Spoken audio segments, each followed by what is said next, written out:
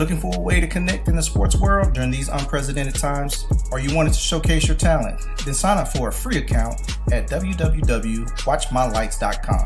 My Lights is a social media sports platform that provides all users with a free way to communicate and share sports highlight videos with anyone around the world. So whether you're a coach and want to easily recruit for your players, an athlete and want to showcase yourself, a parent, grandparent, or sports enthusiast, My Lights has you covered. Users can create a free account to share highlight videos, chat, post, and follow other users. My Lights is the new free social media sports platform the sports world has been waiting for. So go to www.watchmylights.com and get started now.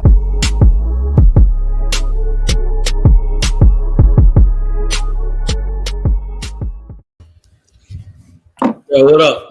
Hey, welcome everybody to the show, man. We appreciate you tuning in, rocking with us. Off the Dribble. Welcome to Off the Dribble, presented and powered by the Warner Robins All Stars in association with Off the Dribble Hype South Media Network. What's up, man? A little tongue tied, didn't you? Nah, I ain't gonna let you. You know how it is. Man, listen, that joker ready. He ready today. Hey, man, before we jump into that, man, but Charles, you might as well bring that red cup up. Before we jump into that, man, we're gonna throw it to Coach Tat. Coach Tat, what up? Man, what's up, man? What's going on? Man, I'm gonna give you the opportunity to speak about your ball team. Oh man, it was just a little light work today against the Raiders. Y'all, you know what it is, man. A little light work. Ain't nothing major. Just a little 4-game winning streak is all. I see you on the playoffs, ain't it? Oh yeah. I mean that's a given.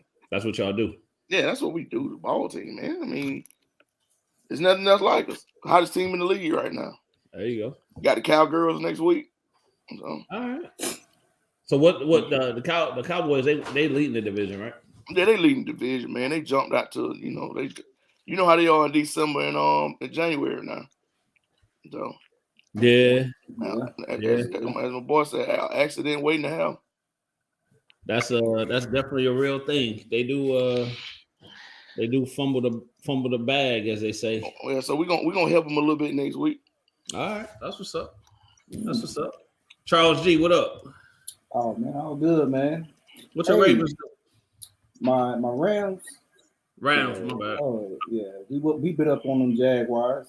Cubby 30. I see he tagged you. Yeah, 37-7. 37-7. Hey, real quick, man. Want to give a birthday shout out to Kai. He's 9 years old. Ronnie's little brother. Happy birthday, kiddo. Oh, happy birthday, huh? Yeah. Bling bling. Yeah, so definitely one of our dedicated viewers. Want to shout him out.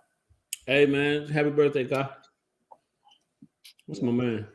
Basketball this weekend, man. Yeah. Well, let's talk about basketball this weekend. Right. Let's talk about the high school basketball season as a whole. I'm with it.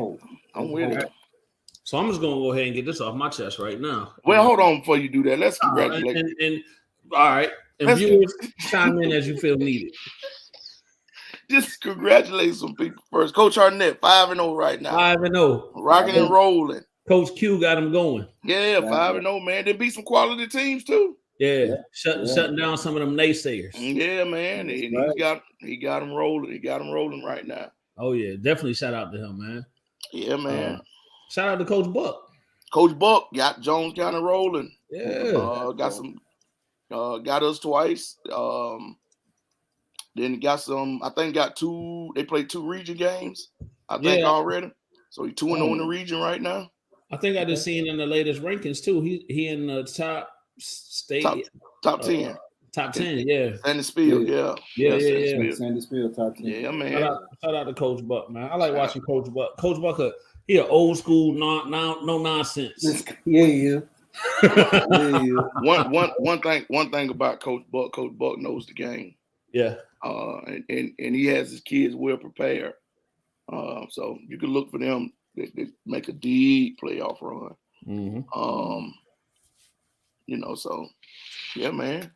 Dublin been playing pretty well.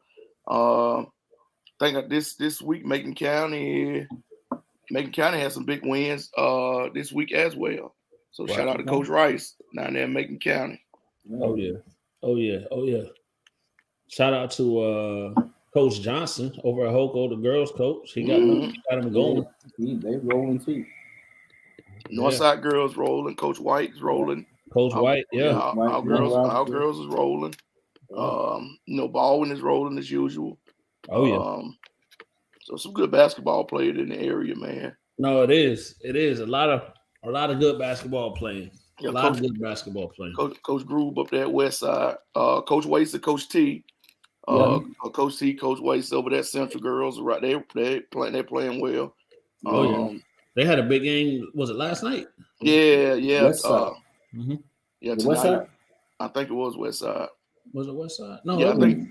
Was it West Side? I think it was West Side. I think it was West Side. Okay. Yeah, Tania Pryor played good. Yeah. I'm thinking of when Southwest played West Side, but yeah, it was West Side last night. Yeah, so Tania played good. I think she had 12 points, 9 rebounds, about 4 or 5 assists. So filled up the stat sheet last night and played well. And so a lot of good basketball in the area, man.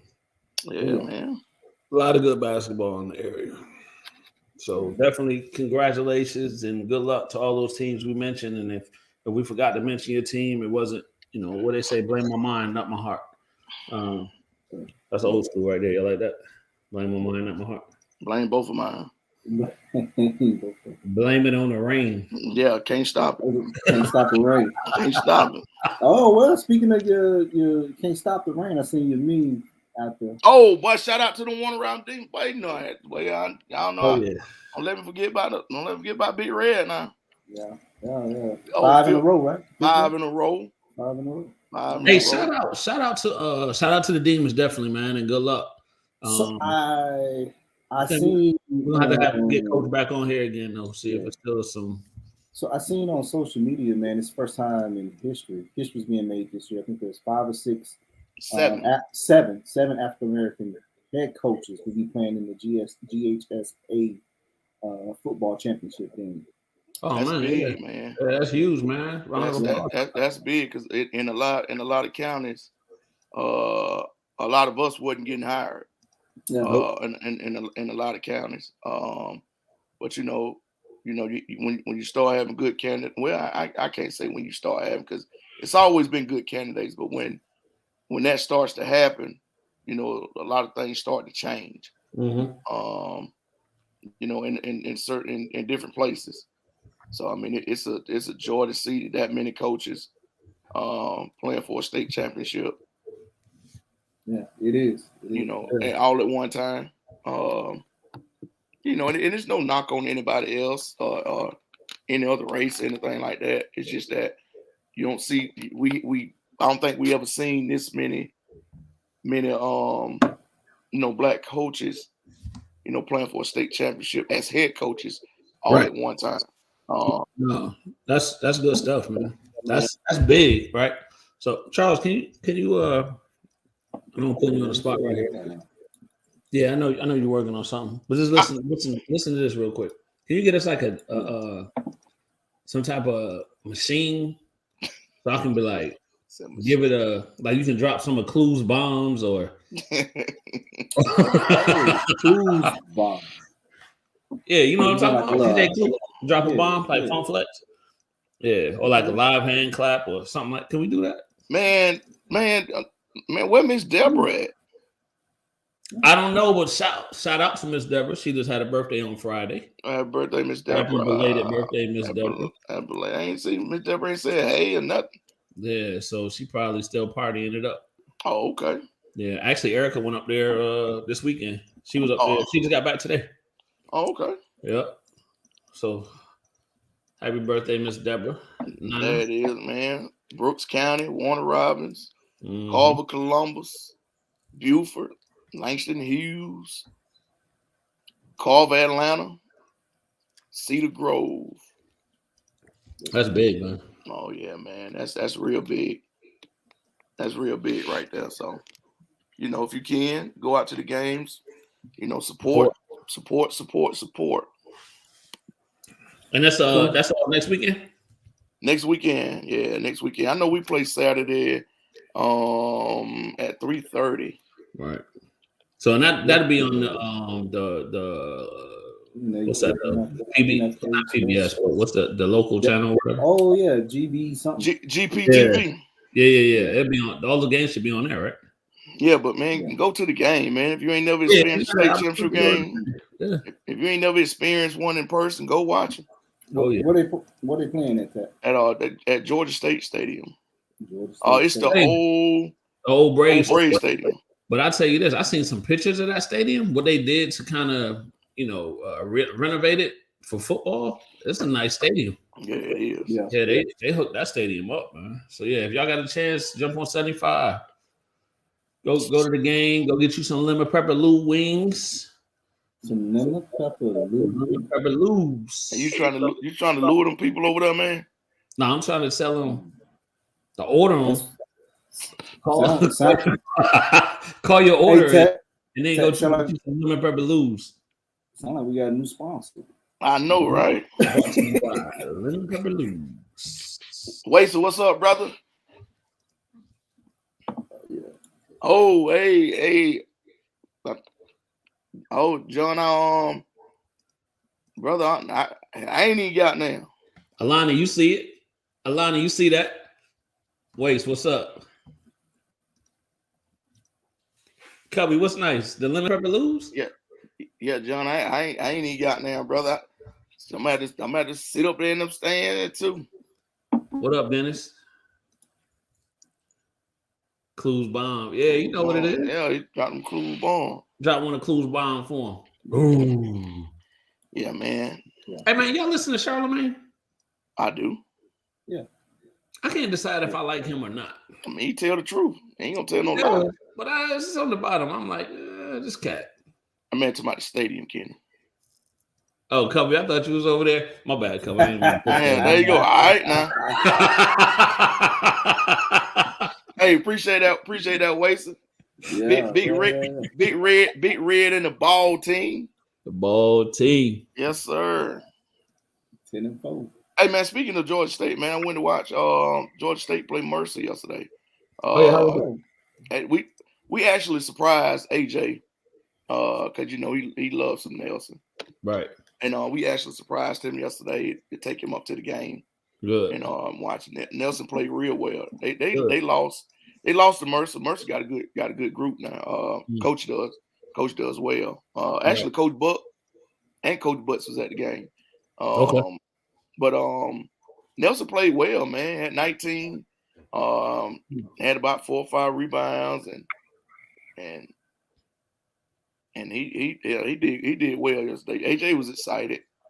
I seen some pictures, man. Yeah. Got to see Nelson after the game and talk to him, and AJ got to take some pictures with him, and he was excited about that now. Charlamagne the God. Yeah, he is a cool dude, man. I mean, he could be cool if he go ahead and put our podcast on his podcast network. You know what I'm saying? We can figure that out. Now you just gonna leave everybody like that? What are you talking about? Nah. You know he got a podcast. He got a thing. Nah, I ain't know that. Yeah, he got something that he do. So if he can put us on there, you know what I'm saying? We bringing the heat with we got 3 podcasts. Yeah. We bringing that over. You know what I'm talking about? Yeah. Let's talk about it. I think he'll go for it. Somebody speak on our behalf for us, man. Call in the morning. I'm gonna call in. Call in. Call in and get it off your chest. Hey. Oh yeah. Hey, I'll be the cat talking about whatever the topic was. I'll be like, hey man, y'all gotta can I shout out my podcast real quick? Don't call in and get it off your chest. But high school basketball, let's do it, man. Let's jump. Hey, real quick, I do want to shout out Coach Butts. I ain't seen him in a minute. Hope everything is well with the fam and everything. Coach Butts, what's up? And veterans, man. I want to give veterans some props. Listen, I told y'all from the beginning, Coach Hardy gonna do what Coach Hardy does. Mm-hmm. So I definitely gotta give veterans some props, man. Yeah. Coach Hardy got them going. Yeah, got them going right now. Yep. They ain't using no excuses over there. They out there. They playing. Just playing. Yeah, figuring it out. Oh yeah. So shout out to them. He from the 803. I ain't worried about that. That's a that's a. I thought he was South Carolina. Yeah, that's Columbia. 803. Yeah. 803. But all good, man. But Charles, let me go ahead and get that cup real quick, bro. He ready. Early in the show. You get it in early, y'all. Hey man, and like I said, man, please feel free to chime in as you need, whether you don't think I'm saying the right thing or not. Let's debate this. Yeah, there you go, Dennis. 3-0. Yeah. We see all your posts. Yeah. keep them up. Go ahead. Hey, high school basketball, man, and in particular, I'm gonna talk about a subject that's close to my heart. The Hoko basketball squad. What I'm gonna need y'all to do, I'm gonna need y'all to let these coaches figure it out, man, and get them an opportunity to put their system in place. Let these kids understand and learn their system, and allow them to take their bumps as they're a new staff and they're taking over that program. That's what I'm gonna need y'all to do. Right, wrong, or indifferent, let them go. Oh, Cubby, he from 843. But let them go and let them do what they're supposed to do. They don't need your advice. They're a very capable staff. All they need is your support. That's all they need. Your support.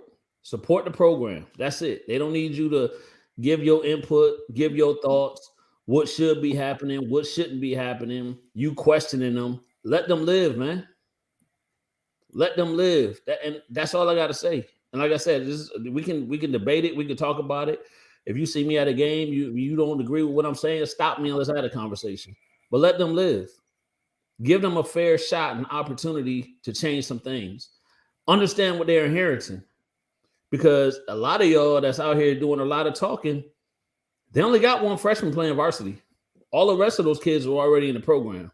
So if it's a lot of stuff that y'all questioning, unfairly, y'all trying to put on them. When it's a lot of things that should have already been taught or been identified or go on with some stuff. Let them live. And Tat, hold on, Tat, you got that ring? Yeah, I do. Hold that ring up. You sure you want to see it? I want to see it right now. Hold that ring up. Hold that ring up. All right, here it is. So y'all see what that is, right? That is a state championship ring. Guess who got one of them rings? Coach Buddy. The man that y'all over there questioning about why and what and all of this type of stuff.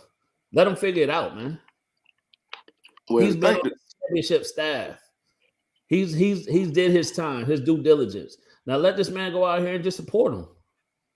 I think, Ken, from some of the stuff that I do see, I think a big part of that is because they ain't involved. That's why they want to critique and sit back and down talk, maybe what he's doing or what he ain't doing or this, that, and the other. Buddy's battle tested. He knows what he's doing. He's played college basketball. He's been around high level basketball. He knows what it's like to go through that fire. He was just as much a part of that state championship run as anybody. Matter of fact, he's been part of those 7 region championships straight. Right. He's been just as much a part of that than any of them. So I think a lot of that, man, and I know Buddy got thick skin and Buddy know what's going on, and I mean, but enough is enough, man. Yeah, it is. But into the season, enough is enough, and unfortunately, he had to miss 2 games, right? So his staff had to scramble to do what they had to do.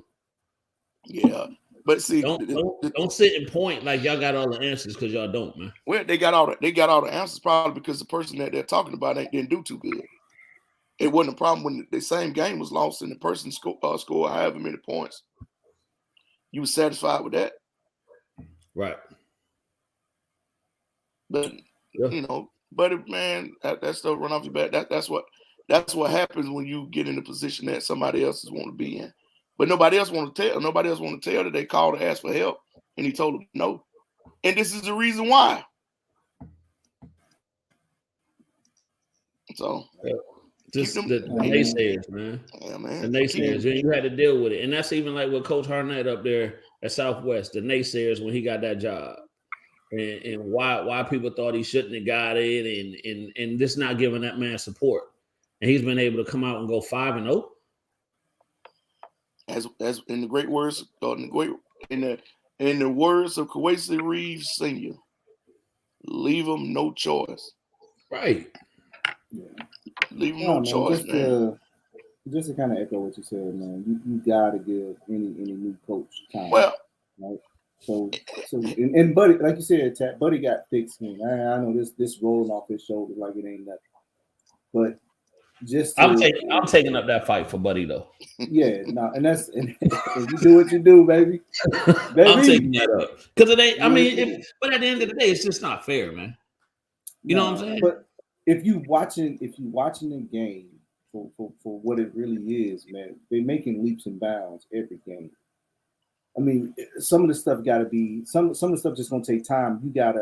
It's gotta be second nature to kids, and that's just gonna come with time. As far as defensive rotations, knowing where you're supposed to be at on the press break, knowing what you're supposed to be at on the press, knowing what you're supposed to be at on defense. That stuff takes time with a new coach, new system, new culture. So it's not going to be a overnight fix, man. You gotta give that staff, Coach Buddy and that staff time. Any new coach in that staff time, any of them. Well, I say this: they 10 times better than they were last year. They look better. They look fluent on the court, right? They getting up and down. They're doing what they're supposed to do, but it's still Buddy's building their IQ. As a coach, you have to build IQ. You have to have basketball IQ. Well, I say this. That's like us right now. We're 2-5 right now. 2-5. We this is uncharted water for us. We've never been 2-5 before, but it ain't like we're gonna quit, right?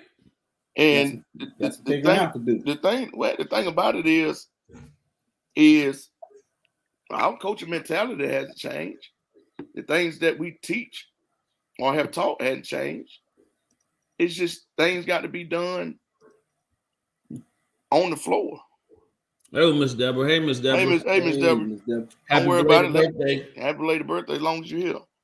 It's just things and I hate to use the phrase that we're a young bunch because we all playing varsity basketball and there's no excuses. But I mean, it is what it is. We got people that ain't got a lot of varsity experience. Mm-hmm.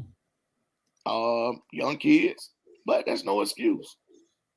They took leaps and bounds last week that I think, and we talked about it as a staff. They played better last week when it was against Jones. I think it was last game. Mm-hmm. Thursday against Jones. Yeah. Then they did the past 2 games. That's all we can ask for. Effort and execution. That's all we can ask for. And just support the programs, man. Well, I mean, that's the hardest part. And let me say this real quick. And to that point, Buddy didn't know that I was gonna come on here and talk. Cornelius didn't know that I was gonna come on here. I'm taking this as a personal thing because I just don't like the fact. And it's not, I have a connection to Hoko. Got you. But it's no matter where, right? Support the coaches. Y'all don't understand what goes on behind the scenes with coaches when they're dealing with your kids. They don't care. They don't care about what goes on. The only thing they care about is sitting up in them stands and being able to say what they want. But then you come to their job, and that supervisor's complaining about them, and then you say something about it, then you're wrong. Let's talk about this, bro. So how should a parent be supporting their kid? Let's talk about it. What's good support and what's on the other, you know what I'm saying? What can be considered some negative? What's good support? What's good support? What should these encouraging all the kids, not just one kid. Yeah. Encouraging helping the program, being supportive of the program, not talking ish about the program. But a bunch of, I mean, if you want to be realistic, a bunch of parents that's like that talk a bunch of ish about the program, it's probably kids not playing. Yeah. And it ain't the coach's fault that they ain't playing. I mean, we look and see what they doing and ain't doing in practice. So this is what I say. These, especially the parents of these players, you want to support your child, get them playing basketball outside of high school basketball season. Get them training and preparing themselves outside of high school basketball season. That's the ultimate support you can give your child in that program. So if you got so much to say about a program that your child is involved in, you better point that finger back at yourself and say, what did I do to prepare, or what did my child do to prepare him or herself for high school basketball? And that's any sport. That's not just basketball. That's any sport. Any sport. So for me, that's the ultimate support. So, oh, you know what? And that's fine. Feel however you want to feel. Don't say nothing. Yeah. So here's a prime example, right? We played Veterans Tuesday, right? Tuesday, and we lost pretty bad. Was I upset? Yeah, I'm upset. But I ain't upset like, oh, these cats don't know what they're doing. They don't know how to coach. Oh my gosh, what's going on? I'm upset to the fact of I know that team was better than that and could have gave a better showing. I don't. You see what I'm saying? And here's the reality, man. I think people are going to always be that way, whether they're diehard. I mean, that's human nature. I get that. That's human nature. Yeah. I'm sorry, Charles. Go ahead. No, you good. And I think the older and the higher the higher the level of play, the more and worse that gets. You go play a Power 5, and you expected to come in and give 16 and 10, and you have an off night. Those kids, college kids, man, young men and women, they hear it like it's bad. Mm-hmm. So it's not only going to cause for the coach to have some thick skin, it's going to cause for the players to have some thick skin. And then it's just going to be the flat out haters. Like, oh, that should have been me, or that should have been my child, or my nephew, my cousin, my brother, my sister. It's going to be that. And that's just, that comes with it. That is live and in color. Yeah. Right now. So, man, I don't think that'll ever change, brother. It ain't gonna. And that's fine. It doesn't have to, man. But I'm just saying, the level of what's going on right now, man. Cut it out, man. Yeah. Cut it out. Well, I mean, when you dealing with a bunch of people, second guess everybody or everything. But when you deal with people like that, you're dealing with people that ain't team oriented. There you go. That's why I always talk to y'all about. I don't like dealing with people that ain't team oriented. Yeah. Don't ever come to me talking about what one kid did versus another kid. Don't ever come to me talking to me about that. That's the first conversation. We can have a talk about your child, but we ain't gonna bring up no other child. Oh man, don't do that. Don't do that. I mean, if you ain't team oriented, don't come talking to me. Period. That's period. I mean, because you ain't gonna never be a good team if you got a kid listening to what his parents say, worried about another kid, what another kid is doing, or what another kid ain't doing, or why another kid gets this, or why another kid gets that, why these people writing about this kid, why they writing about that kid, why they don't never write about me, why they don't never write about my kid, why they doing this, why they doing that, why he always getting invited, I'm not getting invited, my kid ain't getting invited. And guess what's gonna happen in that locker room? Guess what's gonna happen on that 3-on-2? Mm-hmm. That kid ain't getting the ball. And then guess what's gonna happen to him? He gonna get cussed for not passing the ball ahead to the open guy. And then first thing a parent gonna say, oh, well, you ain't say something, you ain't say nothing such and such when he did it. Then there go your problem right there. That's exactly what the problem is. But it's all good. I think it's one of the things is, man, that ain't gonna never change, man. And for me, I try to be genuine and transparent as possible with ask for advice or having a conversation about any kid, including my own. But I ain't been transparent about nothing. Don't come to me with that mess. Don't get out my face with that. I ain't finna talk to you about none of that. You can get from around me. I'll tell me in the heartbeat. I mean, take your kid on. Yeah, but Ted, you wanna coach your staff. I'm not on no. You coach during the summer. Yeah, that applies during the summer. Well, now 100% during the summer. Well, that's different. So you seen about to change into somebody else? You seen about to change? No. You seen Cool Charles about to flip into somebody else? I'm like, it's a different Charles on that basketball. Hey, Charles turned into G Herbo.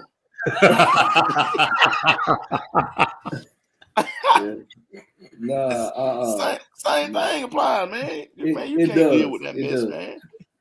So, and I look at it two different ways, and I assume, I was on the assumption we was talking high school basketball. Oh, I'm talking about all of it.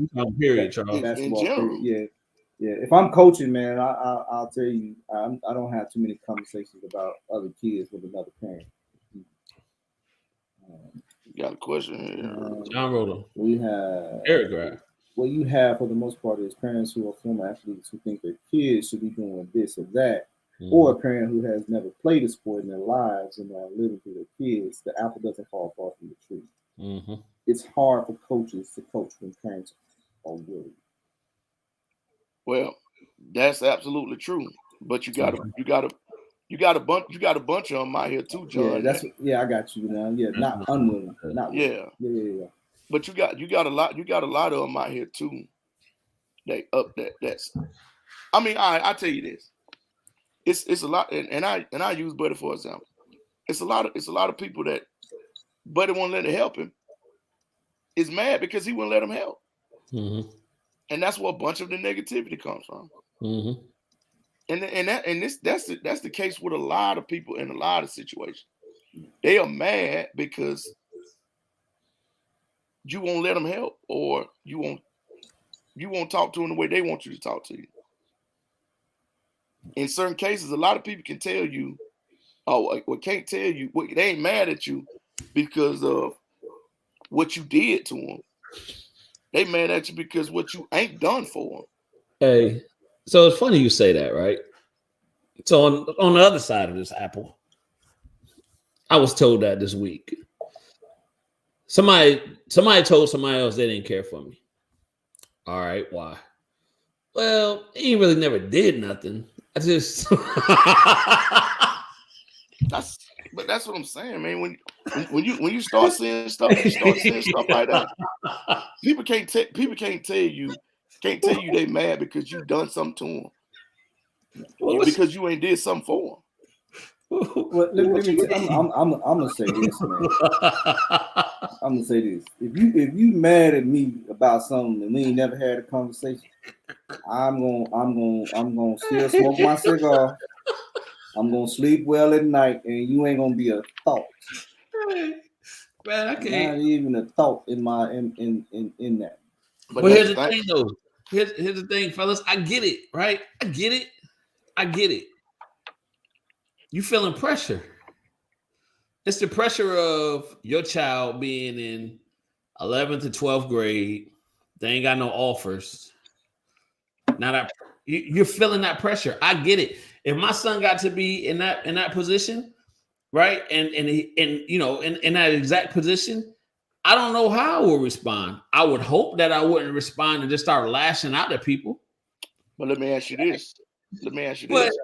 Yeah. In that case, the question should be, what have you done for your son? 100%. Have your son taken the SAT? Has your son taken the ACT? Has he done those two things? All right. Has he applied for any schools? Has he been on any college campus to look at any college campus? Have you took him to do that? Right. Have you taken advantage of opportunities when they was right here in your backyard? Have you did his film and sent his film, email coaches? Or are you just waiting on somebody else to do it? Or are you mad at somebody else because they haven't done it? Right. That goes back to you mad at someone because they hadn't done anything for you. Not done anything to you, but for you. Take initiative beyond. I tell you this. I talked to a kid yesterday at the barbershop. Tap real quick before you get into that story. Say that last part again. What? I mean, about being mad because why? Being mad, you mad because somebody hasn't done something for you, not to you, but for you. Mm-hmm. So that's what a lot of anger comes from. But I talked to a kid this weekend, man, and I was talking to him about the SAT, ACT. Good athlete, great athlete. Has a couple offers right now. And I talked to him. I say, man, what's your SAT scores, and have you taken the ACT? So I was supposed to take the SAT this weekend. Why you ain't take it? Oh well, they messed up, and I didn't have my name. My name wasn't on the list, and this, that, and us. All right, cool. Well, Monday you need to go talk to your counselor or go talk to your coach or this, that, and the other. Who set it up for you? Counselor set it up for him. And I'm looking at him like, well, does your mama know? Has your mama contacted the counselor? And I'm like, nah, I set it up myself. So in certain cases, you have a lot of kids that are out there setting up that type of stuff that their parents need to be involved setting up for them. Mm-hmm. And a lot of these parents are not involved in stuff like that. They sit at them games. And they sit up in the stands talking about them coaches, talking about how they don't know what they're doing, and they doing this and they doing that, and they need to be doing this. Well, how about you finding out them dates for the SAT? I bet you get a handful of parents right now asking them, when is the next SAT ACT date? They couldn't tell you. Right. Or what is your son core GPA? Not the regular one now. Core class. The core what is your son core GPA? Mm-hmm. And see, can they tell you that? Yeah. But they're more worried about what everybody. I think it's a big thing. They worried about what everybody else sees. Oh, 100%. Because everybody else ain't gonna know what the GPA is. Everybody else ain't gonna know what your SAT or ACT score is. 100%. But they worried about what they seeing on Friday nights or Saturday nights or Tuesday nights. So that's part of the problem that I think. And I could be wrong, and I could be lying. But if I'm lying, then I know I ain't lying about it somewhere, because then I start lying, I won't stop. And I think this, man. I think can't stop the lying. Stop the lying. I think this too, man. If a program or a coach for a program needs your support, they'll reach out, man. You ain't gotta try to force your way into a conversation. If a coach is and that support may look different for everyone. It may be frying fish. It may be making a video or a flyer or whatever. They'll reach out. The staff or the coach will reach out for that support and be happy that you able to support in whatever fashion that is. But the coach will reach out to you. You ain't got to go seek it. You can offer, but you don't have to seek it. Hey, reach out to you. Right, and let me say this, right?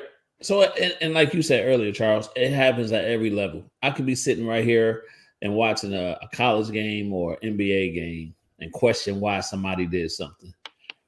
But at the end of the day, guess what? I got to believe the coach knew that was the best opportunity or play that they needed to run based on whatever, right? Whatever's going on with a certain player, whatever's going, tendencies, scouting, something along those lines. Yeah. You see what I'm saying? But I'll say this, man. I'll put it to you. I use this analogy. if the Atlanta Falcons watch every meme that Tat put up, boy. But I ain't lying though.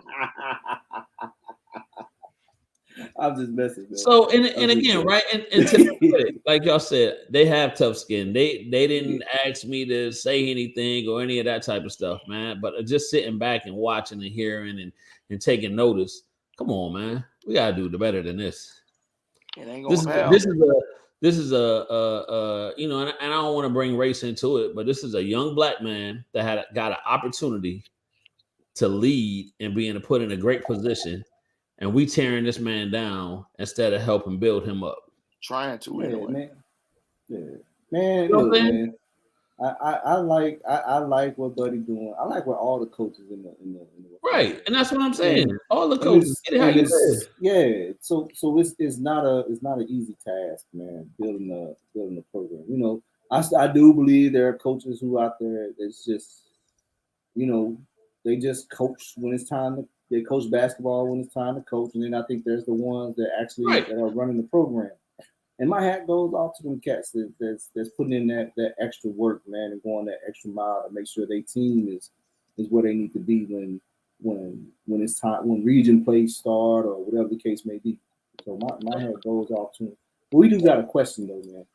Well, before we get to that question real quick, hey, so again, I think we have collectively on here right now, we have a relationship with a lot of coaches, right? At a lot of different levels. And I don't think one of us would wish bad luck on any coach. Nah. You see what I'm saying? Well. Cat said region play when region play start, it's different. Oh, your horses. Now, I like Coach Buck.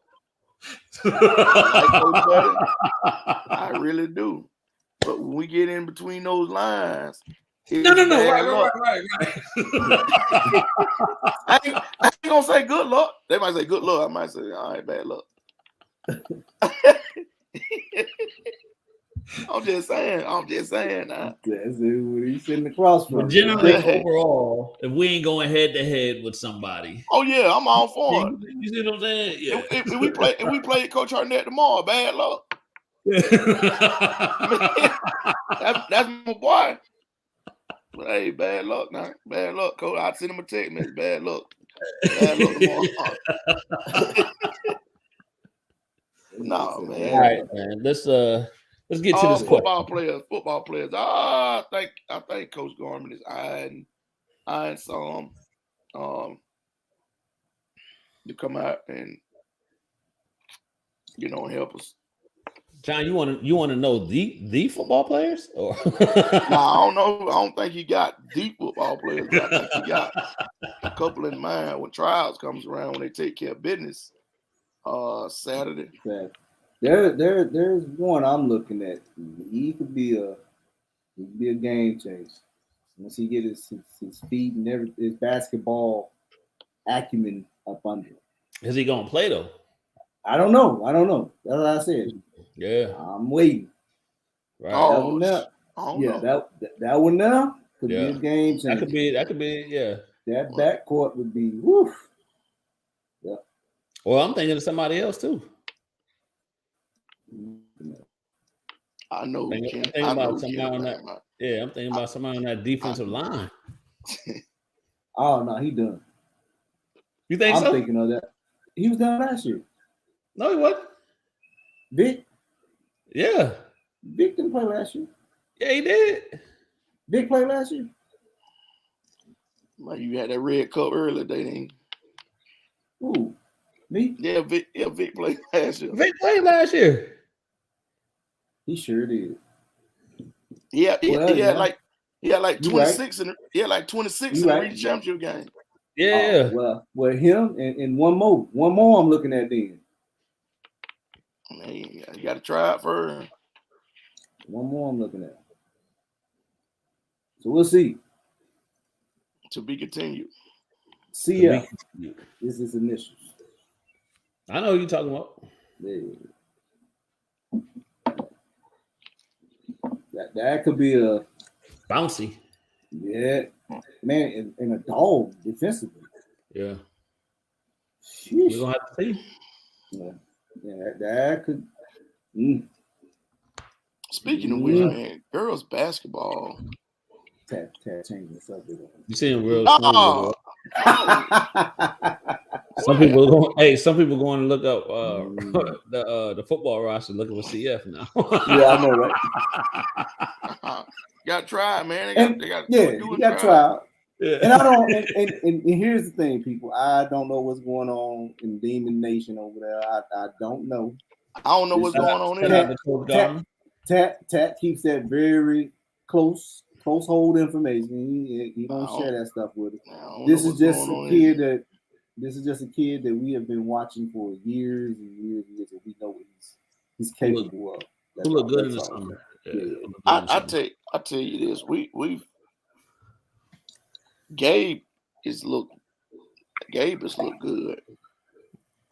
He's coming into very comfortable. Yeah, he's coming into his own, man. Well. Yeah, he's coming into his own. I'm proud of the strides that he's making. That's gonna be a problem, man. Yes, he has. Yeah, he's coming along good. He's getting more comfortable every game. Yeah, when he realized the speed of the game that changed from 8th grade to varsity basketball. Realizing a lot of things that he did as an 8th grader last year and got away with, he can't do on the varsity level. Right. So. Yeah. No, he looks very good, man. Yeah. But I would say girls basketball, man. Girls basketball is looking good around the mid-state, man. Oh yeah, it is. Baldwin girls, say Warner Robin girls, Northeast girls, Northside girls, Veterans girls played Northside tough the other day. I want to say. Veterans they played them yesterday, didn't they? Huh? They played them yesterday, I think. Yeah, played them tough. I think Northside edged them out 53-50. Really? Yeah. Veterans girl, they coming along. I can't remember the female coach, the females coach over there at Veterans, but shout out to him too, man. I like him. I can't remember his name. He was at the you realize what you just said?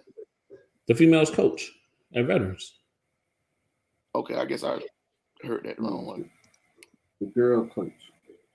Yeah, the females coach. I mean, ask Dennis, man. Just ask Dennis. Said they lost by 3. Dennis. Yeah, that's 53-50, ain't it? Yeah. Dennis, what's the varsity females coach? Yeah, what's the coach name? What's his name, man? Yeah, what's his name? Cause I know they was rebuilding over there too. Yeah, I think he got those girls playing pretty hard, man. Yeah, they coming along, man. They coming along to have a young group and to play in tough games the way they've been playing. Mm-hmm. Yeah. Now, Ken, who y'all? Well, I know y'all got us winning Friday, next. Right? Yeah, that's our next game. Friday, right? Mm-hmm. We got y'all Friday and then Perry Saturday. And we got y'all Friday, and then I don't think we play. We play again that following Tuesday. Got Peach County that Tuesday. Oh, there we go. Randall Owens, Coach Randall Owens. Yeah, shout out to Randall Owens. Randall Owens is getting it done. Yeah, he getting it done over there. Man, yeah, girls basketball is really, really good in Middle Georgia, man. I'm telling you, them girls look good. They look good. So got Christmas tournament coming up. We got the Christmas tournament. Screaming Demon starts on the 18th. Starts on the 18th. Got the Bear Brawl. The Bear Brawl coming up. So y'all not playing on the 17th? It's the 18th and 20th? 18th, yeah.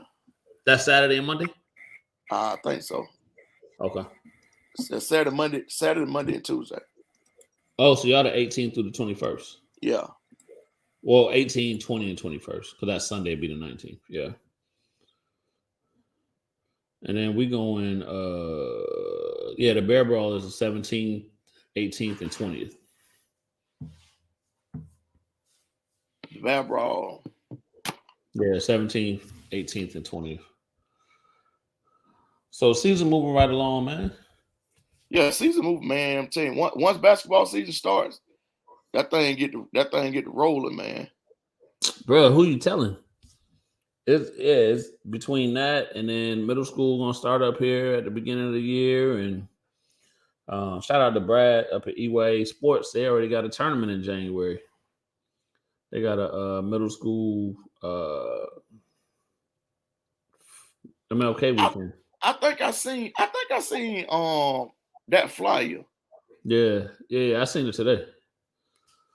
It's that Friday and Saturday of MLK weekend. Man, I was talking to Cubby Lee. Actually today. Shout out to Cubby. I was talking to Cubby Lee today, man. He was telling me a little bit about that Eagles landed. He went up there yesterday. Yeah, the Eagles landed Madonna game, man. So they Eagles landed edged them out and said it was a pretty good game. Oh yeah, standing room only for what I understand. Yeah. He was. He told us he was going up there. Yeah, in the Screaming Demon, man, Christmas tournament, we got North Atlanta, Colquitt County, New Faith Christian, Southwest, Rutland, Southeast Bullock, Spalding, and Warner Robins. Who y'all playing? We got Spalding first. Okay. Y'all playing every day? Yeah, 18. Yeah, the 18, 20th, and 21st. Okay. Yeah, girls. Just Booker T. Washington, Rutland, Cedar Shows, and Warner Robins. Yeah, so I'm gonna shoot over there, man. Split time in between. Yeah. So if you're in the area, Screaming Demon. Go watch some basketball during the break. Basketball. Oh yeah, Bear Brawl. Yeah, Bear Brawl is gonna be jumping. I'll get a list of all the teams that's gonna be in that, but that's gonna be good. I know Peace County's in that. Hoco, Peace County. Let me see. I think I might have it. Very competitive teams in each one, I'm sure. Charles, talk a little bit about trials yesterday, man. You had trials. You ain't kidding. Oh yeah. Man, 8th grade trials went good, man. We had probably about 30 kids in there for 8th grade trials. Yeah, man, the kids came out, they competed hard. So it was good. It was real good, man. So some kids have came back. Some of the kids that came back, they've gotten better, gotten faster, stronger. Some of them a little bit more skilled than what they was before. So it's going to be an exciting year for that group. And I was telling Kenny, man, pretty soon, you get in that 8th grade year, kids start to kind of choose their way with football or basketball. So they about to be in that type of situation too. So when it comes to summer ball anyway, because I understand they got camps and stuff like that, but they got some athletic football players on the team as well. So who can go both ways. And they may continue to go both ways all the way out, which I hope they do. But yeah, but other than that, man, it was good, man. Competed real hard. Got up and down, went over some skill stuff. Couple 7th graders. I let Kenny kind of talk about the 7th grade group, but the 8th grade group, excited, man. The guard play gonna be good this year. So we'll see. Yeah, 7th grade group was competitive, man. A lot of energy. Kind of to Charles' point, you could tell these kids have been doing something, which is always good. They haven't just been sitting down somewhere playing a video game. A lot of them look like they've been actually working on their game. So excited to see that group take off. Some new faces, a lot of familiar faces, some new faces. So I think it's going to be a good opportunity, man. And then 6th grade group, we got y'all coming up next with tryouts, tentatively set for 18 October. 18 December. Yeah. What's going on? 18 October. Something must have happened. But 18 December. So look out for the flyer on that. But yeah, so look out for that. Excited about that. Excited about those opportunities, man. So definitely. And then and I want to say this, man. So I kind of got a little rant earlier about the non-support, but there's a lot of supportive people, parents, to our program, right? The Warner Robins All Stars, as well as across the board, right? So we definitely want to shout those out. We don't want to leave those people out, man. It's a lot of supportive people that push the culture along. So definitely shout out to them. Yeah. And then I seen something, man. It kind of made me think a little bit, right? Even if I don't talk to you on a daily basis, or you in another organization, or whatever the case may be, at the end of the day, man, if you're pushing the culture forward, salute to you. Right? We don't have to agree on everything, right? Nor is it that serious for me to dislike you if you're doing something different.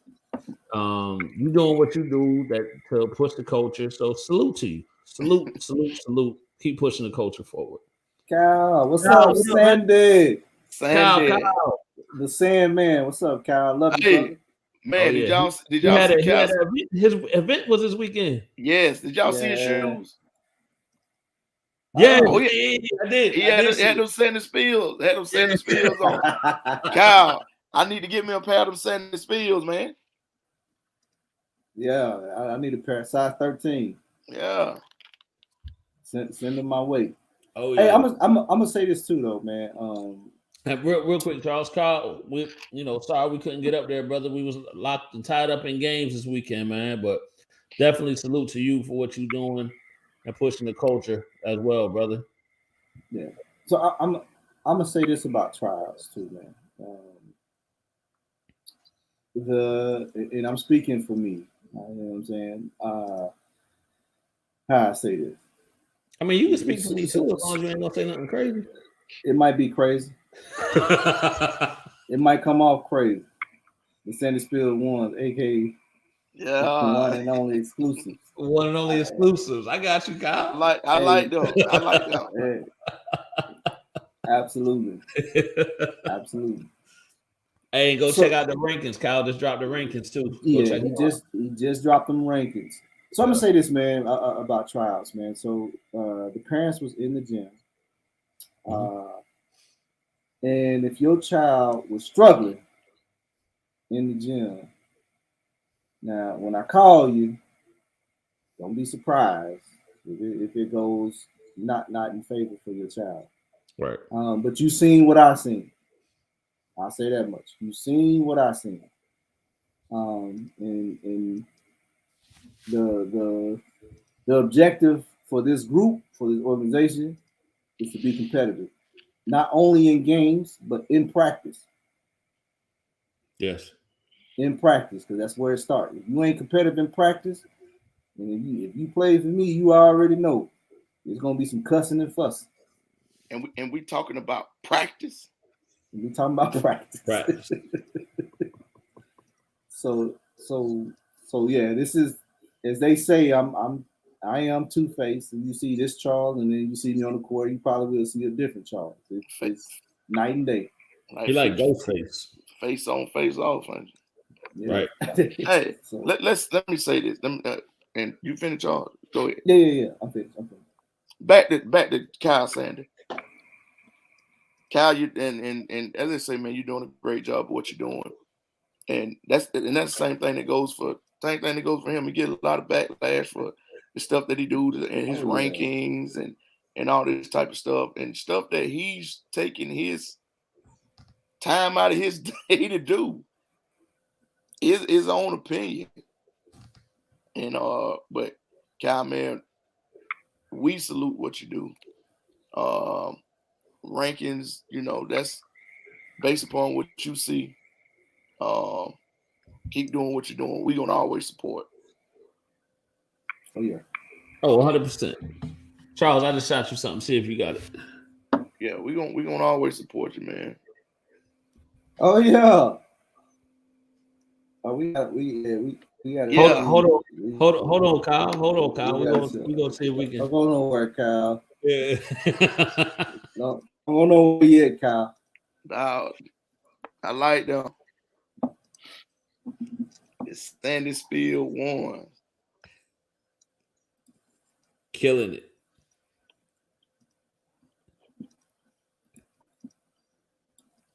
Kyle got a little swag to him or something, man. Oh yeah.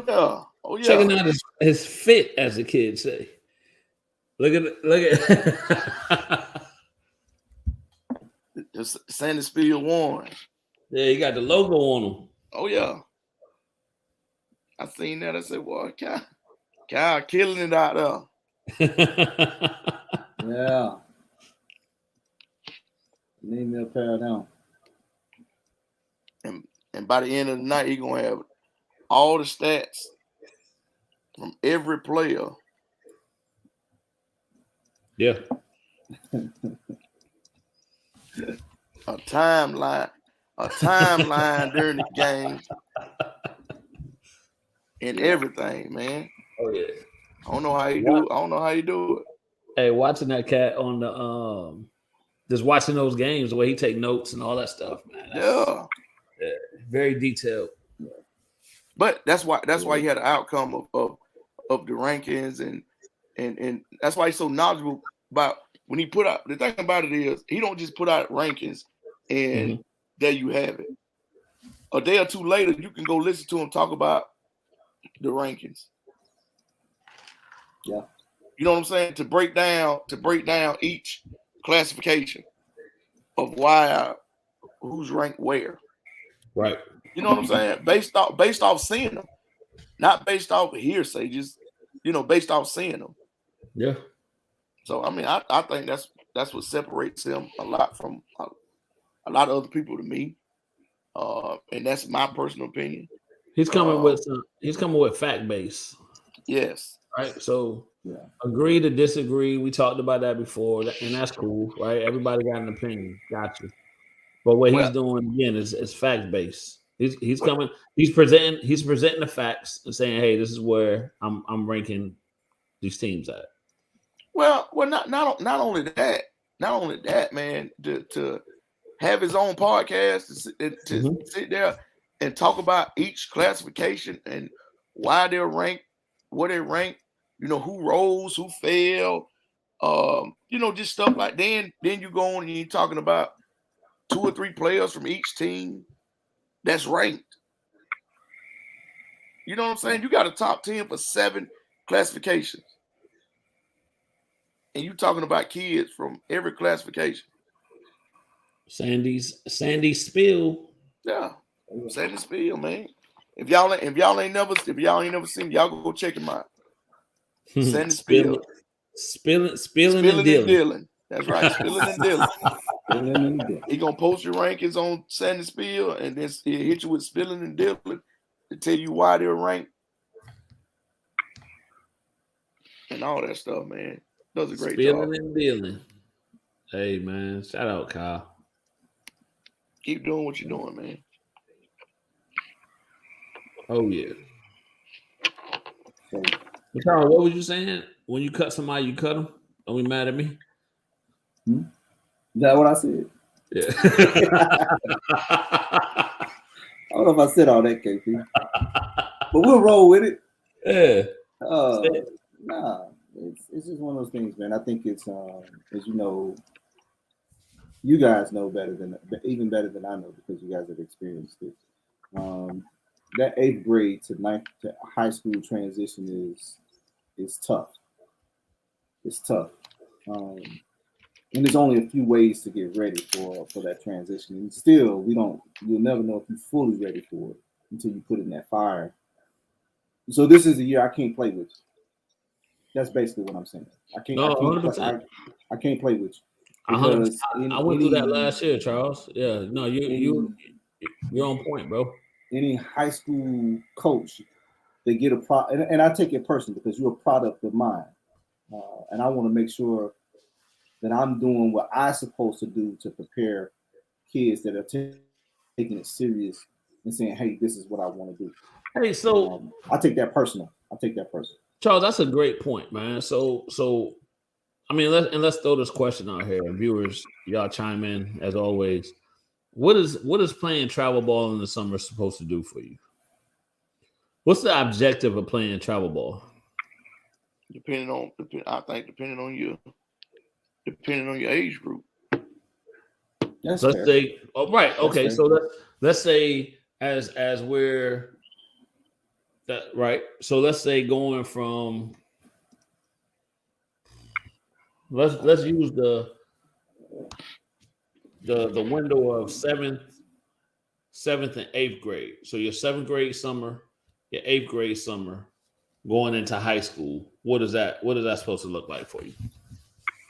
Or what should that be preparing you for?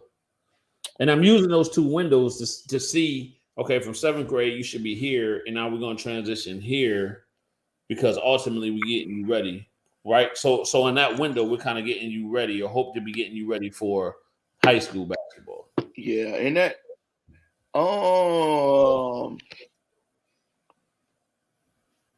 yeah, I think you should be getting them ready for, especially the eighth grade year. But I think the seventh grade has some you kind of you showing them, hey, and you talking to them, and then that eighth grade year is kind of no kidding, right? Right, and you gotta get them kind of acclimated to. It's still teaching the fundamentals, but 100%, right. I think you put a little bit more on them mentally, to think the game. I think, like you said, get them ready for high school, because you might never know. I always been a fan of, if I see an eighth grader dominating this league, right, move them on up, let him play, 15, 16. right. He can't do nothing but get better. I hear some say, well, that might hurt his confidence if he ain't doing like he would be doing in his age group. Well, if he's dominating his age group, how's he getting better? Right. Because it's not a challenge there. Mm-hmm. And then when they get to high school, and just say they get to their respective high schools and they're playing varsity basketball as ninth graders. Now, guess what you're playing against? You played against 15, 16, and 17. And you might play against a joker at 19. Hey, I swear. Oh, for real. Charles, what I told you yesterday. I like, yo, I think this kind of JUCO. Bruce got a question.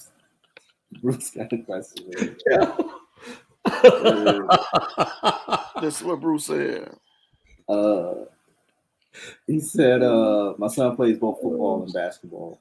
We're trying to see if he can compete at a high level in both, or should we focus on the one he can really excel at. I think that Nolan is young and he still has time to figure it out. Right, Bruce. So we're gonna, if you don't mind, brother, we're gonna use Nolan as a subject, right? So Nolan is in eighth grade this year. Yeah. About 6'2".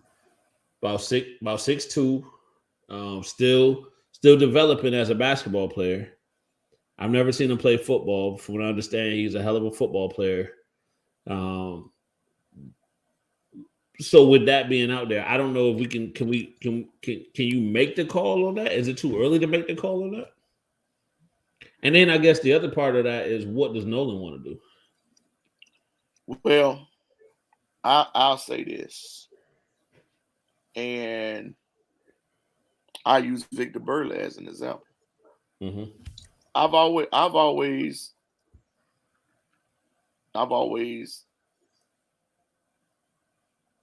told the kid, unless you are real good at now, I'll tell you this, I use Marquez Callaway as a prime example. All right.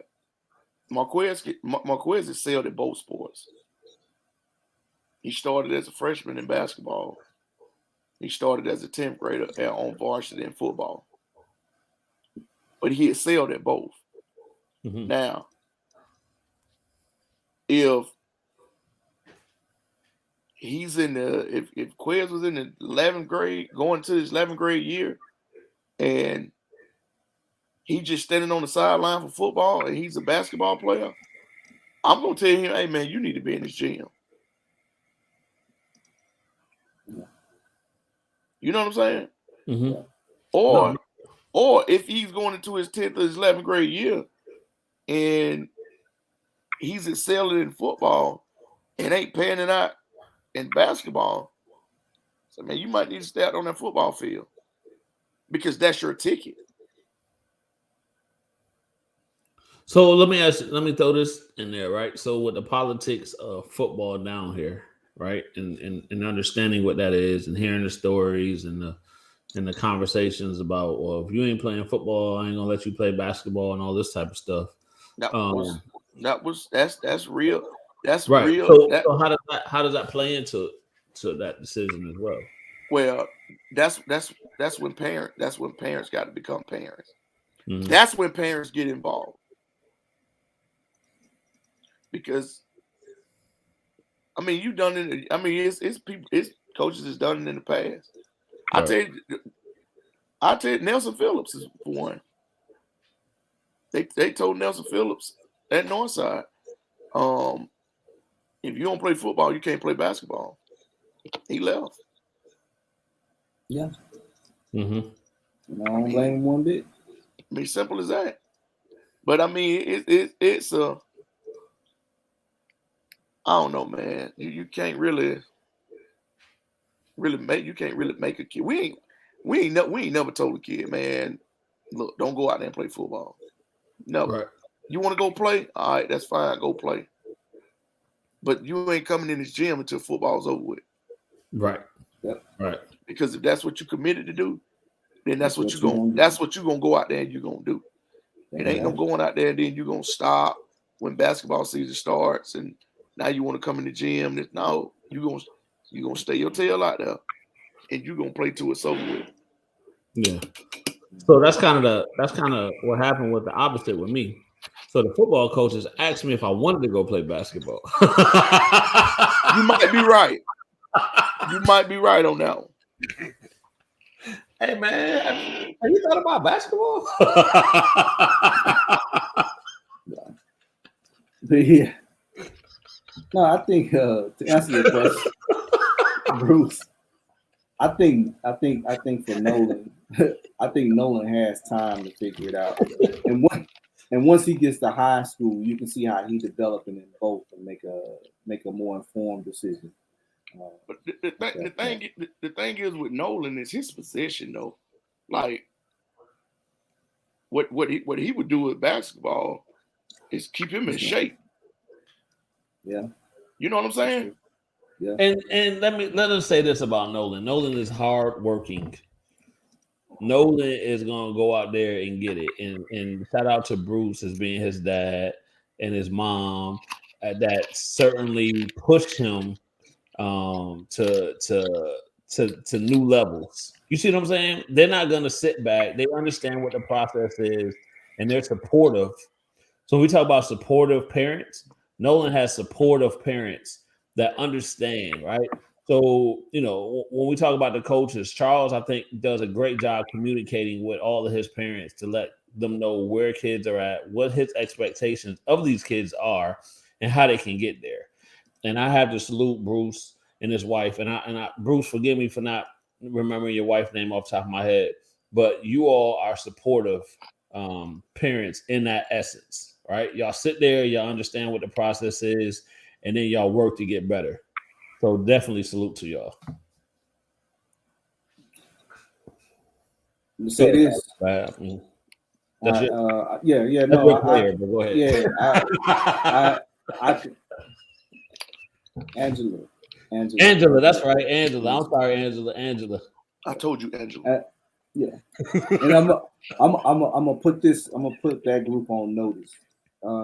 If you was on the team and you didn't come to tryouts, you probably be removed from the group after the show. Talk about it, Charles. Yeah. Charles, Anyway, what if they don't watch live TV? this man didn't fire them live. Yeah. Charles, what if they don't watch? It don't matter if they don't watch. Word to get back. Yeah. So you mean to tell me, brother? And I mean, I'm rolling with you. I mean, whatever you decide, I'm rolling with you. This is G Herbo Charles. This is when it come out. Yeah. This is St. Louis. Let me tell you something. You ain't called me. You ain't text me. You ain't said nothing to me. You just didn't show up. Charles, so you literally just fired these people on the day off. So you fired them on the day off? Yeah. I don't know if they off or working. I'm just saying. That's all I'm saying. That Charles bad dude. But hey, Charles, I'm rolling. All right, so again, Charles, that's a great point, right? So let's talk about this. What is the communication between a parent and a coach? If we in a group meet, so I say this: if your child can't make it to practice or can't make it to a game or whatever the case may be, I expect some type of communication back and forth. You know what I'm saying? Because here's the thing: if you can communicate with me when they need a ride, then you should be able to communicate with me when their ass ain't gonna show up for practice again.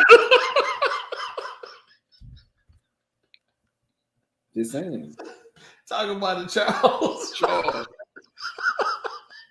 Yo. Oh yeah, you fine, bro. You got fine, club. You didn't got fine. What I do? You don't even realize it's G Herbo. Oh, I did. Yeah, my bad. Hey, what's the other joke name? Kenny? Polo G. Polo G, yeah, that Polo G. Polo G then came out in Charles G. Man. Polo G. It ain't no coincidence. No. Well, tell it, Charles. Go ahead. I'm listening, brother. I'm just saying. I like that, Charles. I like that type of conversation. I'm just putting it out there, man. That's the expectation. At a minimum. At a minimum, man. We adults. We the adults in the room, and I expect us to communicate and act as such. You know what I'm saying? Coach T on there too. Coach T is fine in. Yeah, man. I don't. Coach T, what up? Coach T said you better bring your butt to practice. That's right. Yeah. Ain't no Allen Iversons out here. Nah, man, y'all know me, man. I'm easy going. You need to ride to practice. I be trying. I try. If it's within my wheelhouse or within my capabilities, hey, I got you. You know what I'm saying? But they should at least told you that they weren't coming. Yeah. But so Charles, let me ask you this. So if they would have told you like, hey, coach, what's up, Coach T? Hey, so Charles, Coach T. if they would have told you like, coach, I ain't gonna be able to show up today, would you have cut them out the group? If they called me and told me they couldn't show up? Yeah. So I put it like this. That yes or no though, Charles. Nah, it's so here's the thing. Oh. If a kid would have showed up to the tryouts and I feel like he or she, or if I feel like he was better than where that kid left off, hey man, you didn't show up. Here's the cutoff number. What kid? Any kid. So say for example, I got an athletic wing, right? Athletic wing called me that was on my team last year, and I'm just using this as an example. Athletic wing. Yeah, athletic wing. Yeah. I know, right? Just say player A. And they're about the same. They're about the same height, but the new kid that came to trial can do the same thing or better, and he's better. Yeah, but he told you that he couldn't come.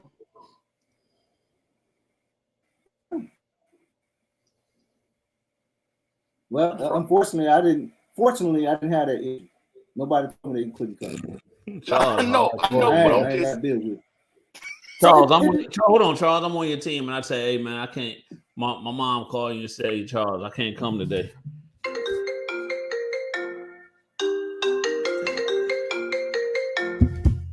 Was he coming off the bench? Was he? I don't know, but somebody finna get fined. Somebody finna get fined for the live phone. Matter of fact. Nah, man, you know what, man? I don't know. That's a tricky one. Was he a bench player or a starter? It don't matter. He didn't show up. I don't think I'm that harsh.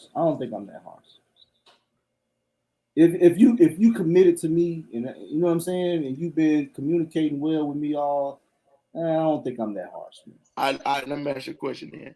So the ones that didn't show up yesterday, no call, no show, were they committed?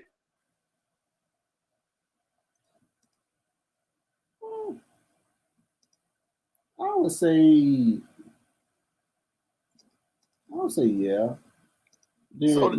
So they still like the group. Yeah. Yeah, like that. I ain't gonna get into all that. If they was committed or not committed, there was some. Yeah.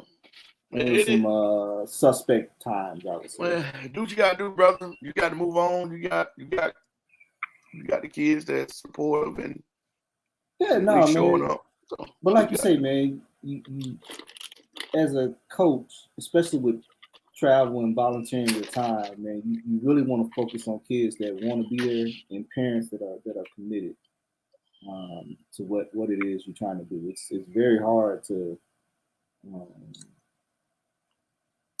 do this voluntarily and put up with the nonsense. Well, that's why I try to be I don't know what to call it, y'all. Yeah. I just try not to have no nonsense and well, you have to, man. Like I said, we don't get paid for this, man. We do it because we love it. We do it. We spend more money. Yeah, more money come out of our pockets than anything. Whether it's paying for gym time, whether it's extra jerseys or practice jerseys or whatever. Did everything. But food, socks, and drawers. Yeah, I mean, it's done.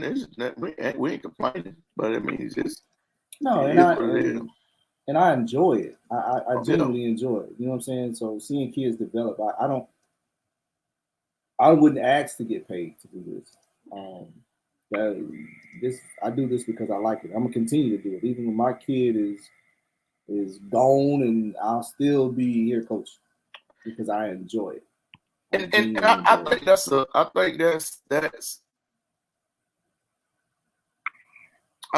a lot of people, when they kids done, they get out of it, and don't want to do it no more. I mean, I understand that, and I get it to a certain extent. Yeah. But man, I've been doing it so long. I ain't never had a kid in it. I had a nephew, but I ain't never had a kid in it. Yeah. So man, I'll tell you, it's easier. It's easier to coach kids that's not your own. Well, I say this: the ones that I started with was just like my own. They was over here 90% of the time at my house. Yeah, Dr. Love. Don't start that. We already talked about the ball team. No leg to win today. Went right back down and kicked that field goal. Ball game. But yeah, I'll say this as a coach. Hey, was Dr. Love at the game Tuesday? Yeah, might have been. I'll say this though, Tat. I say it's easier to coach kids that's not my own because the car ride conversation, I'm not way better with that, by the way. Well, like I said, it's easier. like I said, Charlie, and if you think online, you can ask Chris. The first group that I had, they was just like mine. I'm talking about they spent the night over here. Stayed the weekends and just about every weekend. Just everything, man. Like, because they was friends with my nephew.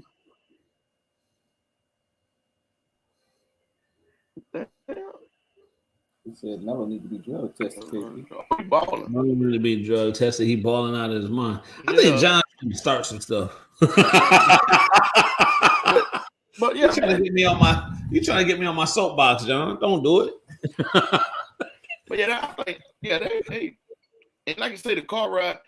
I had just as many car rides with them crazy fools. About the game and all that stuff, just like they were mine. Yeah. So I think it is. I think it is. What up, Kristen?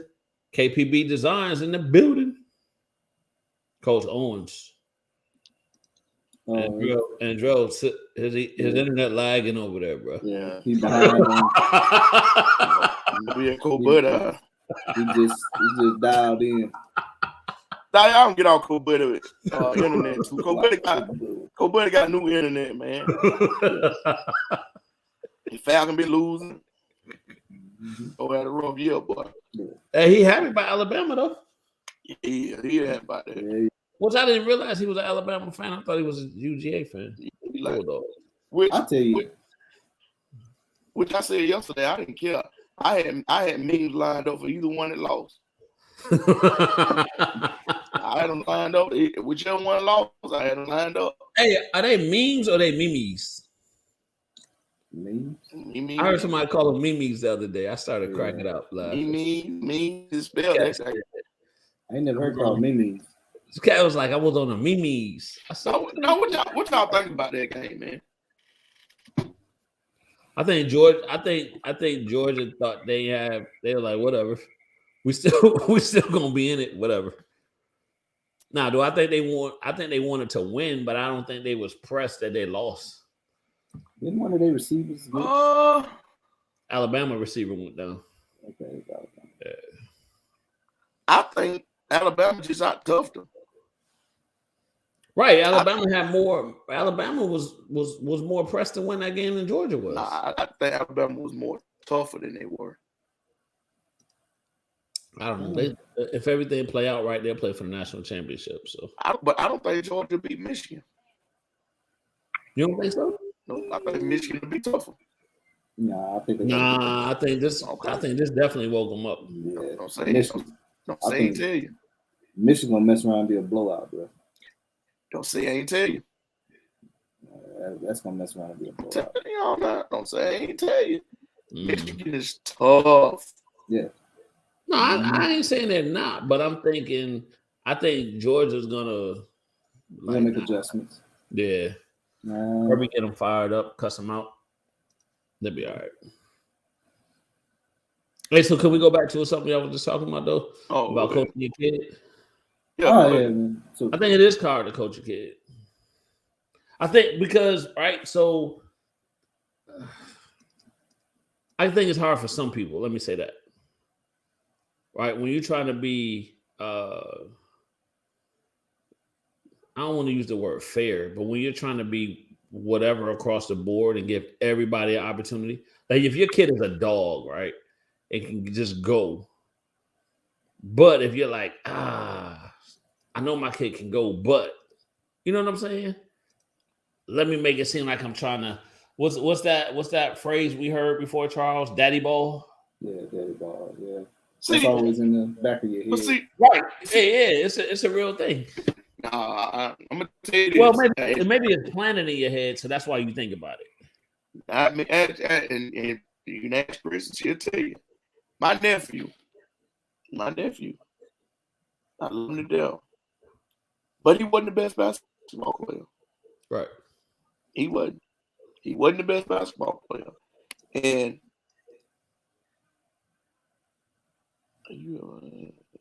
What's that question, Charles? Oh yeah. Man, yeah. Yeah, I have. But let me say this first before I get to that. Yeah, we're gonna come back to that question. Yeah, my nephew wasn't the best basketball player. I know he wasn't the best basketball player, and you had kids in front of him that was better than him. But I wasn't just finna play my nephew just because he's my nephew.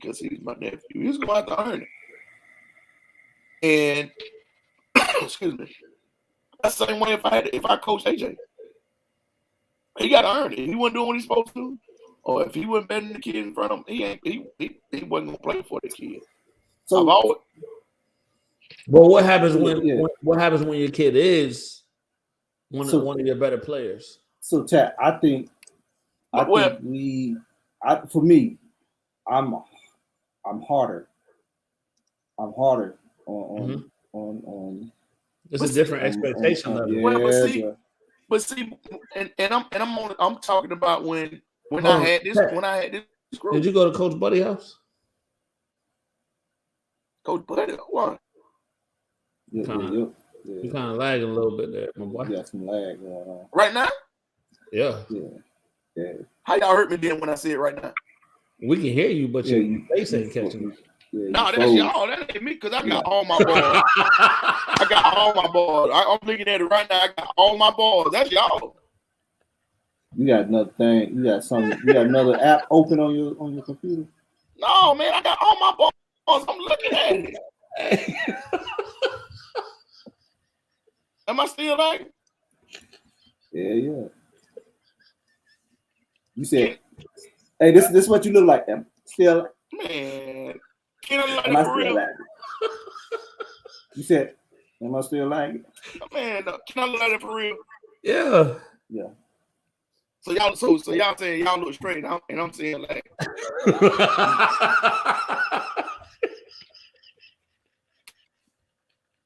Hey, what you call it though? You as long as we can hear your voice. It's fine. We can hear your voice. But I didn't treat. I mean, I treated all of them. I got on all of them the same. What the? What, man? We just got a text. Anyway, man, I treated all them jokers the same. Yeah. Nah, man. So. Right or wrong, right? So I've had that conversation before, right? So it's like Charles said, you're harder on yours, right? And it's kind of like, dang, am I? I didn't think I was, but maybe I am. And it took other people telling me that, like, dang, bro, like, you know what I mean? Nah, they for real, man. They trying to tell me I'm lagging. I'm sitting here looking at myself. Oh, it said, hey, my boy Tat got that dial-up internet tonight, huh? Bro, I got all of my bars, man. You got 5 bars. He got 16 bars. Man. Oh, man. I know.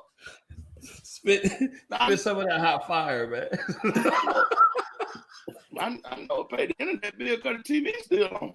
Hey, when 16 ain't enough. Man, am I? Yeah, you lagging, bro. I'm still lagging, man. Bro, everybody in the comments on your head, bro. You got AOL. Dennis is like that. Surprised you didn't put that period. Look, Charlie said your pick paused like you about to take a selfie.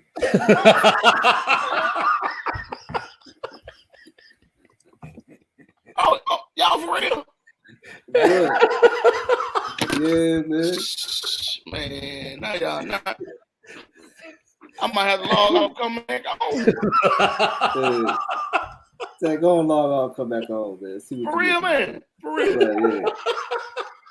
But it's like a picture saying it was just stuck saying For No, real. but your voice fine though. Your voice flowing. No, man, I don't want mine to be like that. Oh, hold on. Am I right? You back, bro? You back? Am I for real?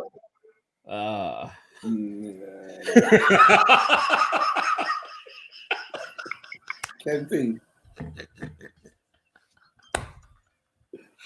what the hell tell you? What is that? Like a Bruce Lee movie.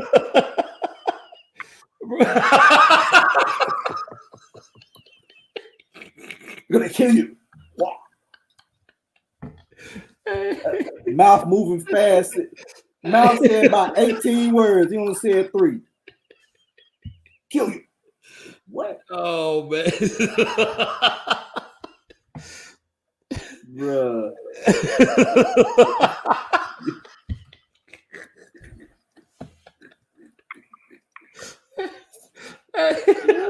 Man, I love these comments, man. Yeah. Hey, y'all keep them coming. The Bruce Lee movie is a funny one. I ain't gonna lie. The old Bruce Lee movie. Now, what that man said about 16 words, only three words. Man. Yeah. That mad. Hey, look, Tat at the house turning off everything. Took some phones off the Wi-Fi, took everything off the Wi-Fi. Tablets.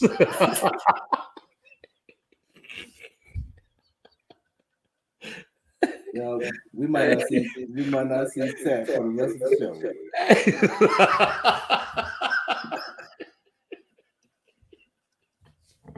Y'all got that man here so bad. Tat gonna come back on here and cussing and fussing. Oh, I think everybody got fines today. Hey man. Hey, y'all was quick with them too. They came in fast, KP. Old Batman TV show.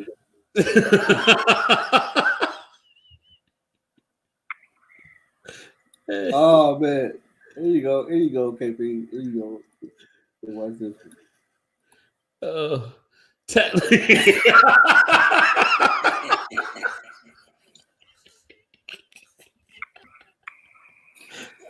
There you go, Tat. What them jokers say about me? Tat, they on your head. What they say about me? They gonna do Tat Lee. Tat Pain on the ones and twos. Man, You good now, Charles? You gotta go back, man. So sometimes some of these comments, man. Oh, they tripping. Oh, Yeah, that TV they got show on you, man. where the frames freezes. Pow! Wow. Then look at Colt. For real, Colt. Boy, y'all joke will be tripped, boy. God, I thought he was the DJ. The way his voice was scratched. Man, like that. I thought y'all were my friend. Hey. That was the best one right there. Like a Bruce Lee movie. All right. Oh, they said you came back in 4K. I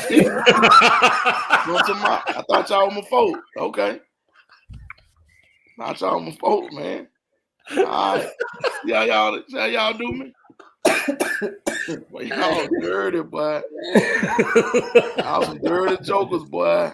No, coach. Bruh. No, I see you on here laughing too. Okay. Bruh. Man, I don't know what's going on. Listen, I had all my balls, man. For real. All my balls was up there. Hey, bro. It's funny, boy. Hey, they came with him quick too, Jack. I know, man. Me messing with Buddy. I never should have said nothing about Buddy Wi-Fi. That's what I said. As soon as I said about Buddy Wi-Fi, I was like, hey man, you lagging too. They called you Tat Lee. Oh, put it like that. All right. I got you. I'm back now. Oh man. Well, that was And that was a good one.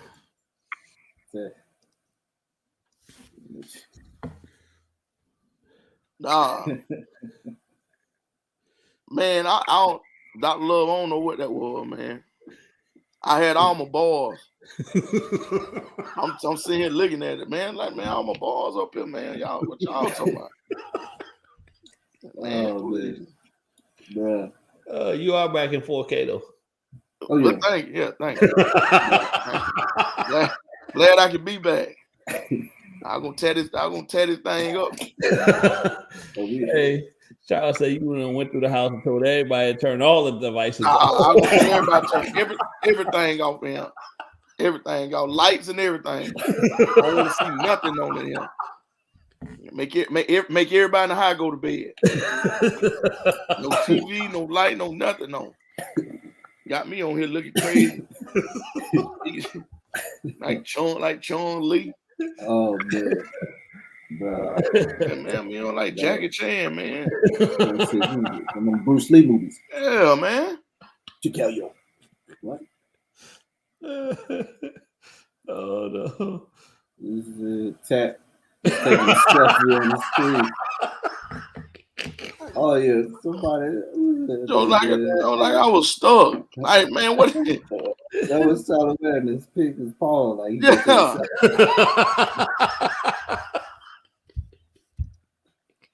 I thought y'all my buddies, man. Y'all jumped on me tonight now. Hey man, they are, man. They just show if they wasn't your friends, they couldn't get on you like this. Them joking hard on me, boy. They got on me tonight now. I appreciate it though. Oh man, I needed that laugh. I'm calling the internet service first thing in the morning. I might call when we get off here. That can't be happening, man. Much as I like to pick at folks about they back caves and internet service and all that stuff, man. Then they got me on here looking crazy. The only one that was missing was Wasey chiming in. Yeah, Wasey would love that now. Man, please. That was hilarious, man.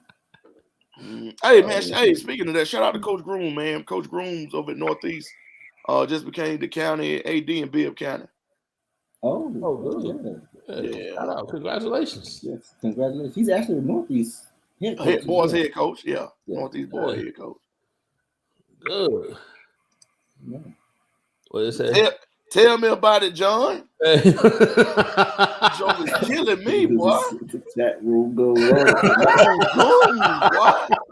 Them jokers went from my head tonight while it was still. They were waiting to get on you about something. Golly. Hey, you talking about you had memes saved up. They had comments saved up. That went dive straight in, didn't it? Auto reply. That's all right. It won't happen next week. that I know of now. What I say. Right. I just say you better knock on wood or something. Yeah, boy. Leave, boy. Oh, man. Good conversation, though, man. A lot of good conversations for the basketball, not just basketball, but sports in general. Whether you're a parent, coach, or you're just coaching, or you just got a child that plays, understanding how to support, when to support, and things of that nature. Man. Good combo. The dynamics of this thing. Yeah. And people understand everybody's not going to get it 100% right. Yeah. Right, but hopefully you trust in whatever's going on to support it. You don't need the naysayers, man. Support it. So I was watching something, and it kind of spoke to that. Like, we don't support each other like that. You know what I'm saying? And that was kind of to the point where I was saying earlier, like, yeah, I may not rock with you on what you're doing, but I'm not wishing you ill. You're just doing something different than the way I do it. That's all. We don't have to agree. We can, you know what I'm saying? And it's not even, we're not even disagreeing. I'm not disagreeing with you. I'm just saying, okay, you do it your way, I'm doing my way. Just coexisting, man. Yeah, we can coexist. Oh, yeah, man, we never did get to this right here till I start screwing up. Yeah, I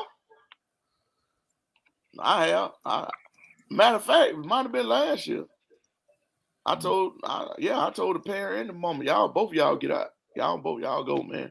Got time for that. Yeah. Y'all don't like the way the situation is going. Y'all go on, man. Y'all get out. Right. I don't think I've had to do that yet. I've had those conversations. And it was kind of one of those where I think the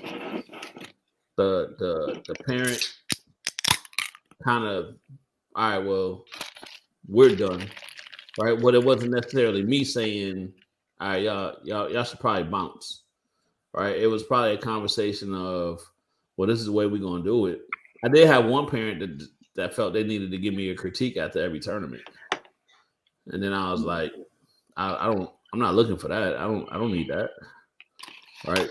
Again, I think people get it confused sometimes. Yeah, everybody wants to be successful. There's nobody that's doing this as far as coaching or something along those lines that don't want to be successful. Well, right. So like if I'm struggling, I know where my support system is at, where I can go have a conversation. Right. I can go have a conversation with Tat. I can have a conversation with Charles. I can go have a conversation, pick the brains of other people. I can have a conversation with Coach Garmin on a system. I can have a conversation with Wasey, right? I can have a conversation with basketball people that are around me, Club Orange. I can have these conversations with folks to talk about basketball. So nobody is deliberately sabotaging their own success or the success of their kids. So you know what I mean? Sometimes that you're adding on to something that nobody wants to be unsuccessful. If I go to a tournament and don't win a game in 2 tournaments, you don't think I'm feeling bad or away about that? You know what I mean? Yeah, I don't think I've so like I said, my group middle school. So I haven't had to do that yet. Nor have I had the need to. I haven't had a parent that was that outrageous. You know what I mean? So like I said, all my parents they've been pretty good parents. I had a couple situations, but it was nothing to the point where I had to have a conversation about letting the kid go when the parent go. No, I think I've had to reiterate to my parents, hey, I'm the coach. Excuse me, I'm the coach. So, you know, if a parent is trying to start some stuff or do some stuff on the side, at the end of the day, I'm the coach. So you can listen to that cat all you want to, but yeah, everything's still gonna run through me. And if there's a problem or a conversation need to be had, then let's have it. Yeah. So I just haven't had to do it. I think where so TAC coaches are 17 youth, so he probably dealing with a lot more again, it's that pressure, right? Pressure, kids developing egos, parents think their kids are at a skill set where they should be getting X, Y, and Z, and it's not happening for them. So he's dealing with all of that. So he have different issues than I would as a 8th grade coach. Well, but here's the thing, though. So yeah, you have those issues at 17, you definitely, but then you have those issues with, I think, 5th and 6th grade, right? Kids is coming out of the rec, and there was a rec all-star. And then now it's kind of like, yeah, it don't work this way. The team isn't around you, kid. You know what I'm saying? Yeah. So I've seen that. So it's levels. It happens at every level. It's just different ways of managing it, I guess. So I have seen where, and I think I was coaching with you this time. I hadn't had my group yet. One of the parents say, "Yeah, my kid used to be in the number 1 option." Right. Okay.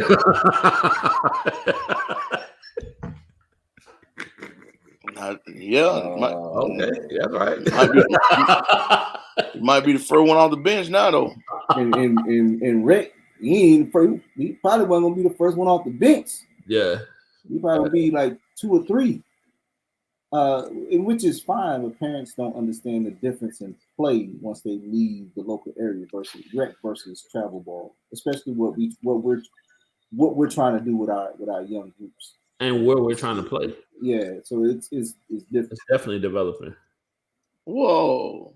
Oh, Well, thank you for that compliment, Dennis. We appreciate you, brother. Last I checked, you was a parent coach at one point too, wasn't you?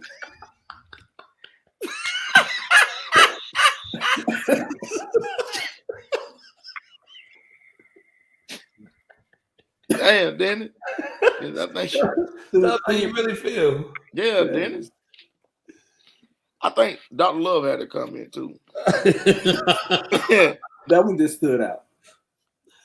And the parent coaches in the stand to shoot the ball. Yeah, we got some of them. Dr. Love, you should have been on here at the beginning of the show, man. You gotta go back and see it, bro. Dr. Love, I love them type of parents. That's the one. That's the first sub, ain't it?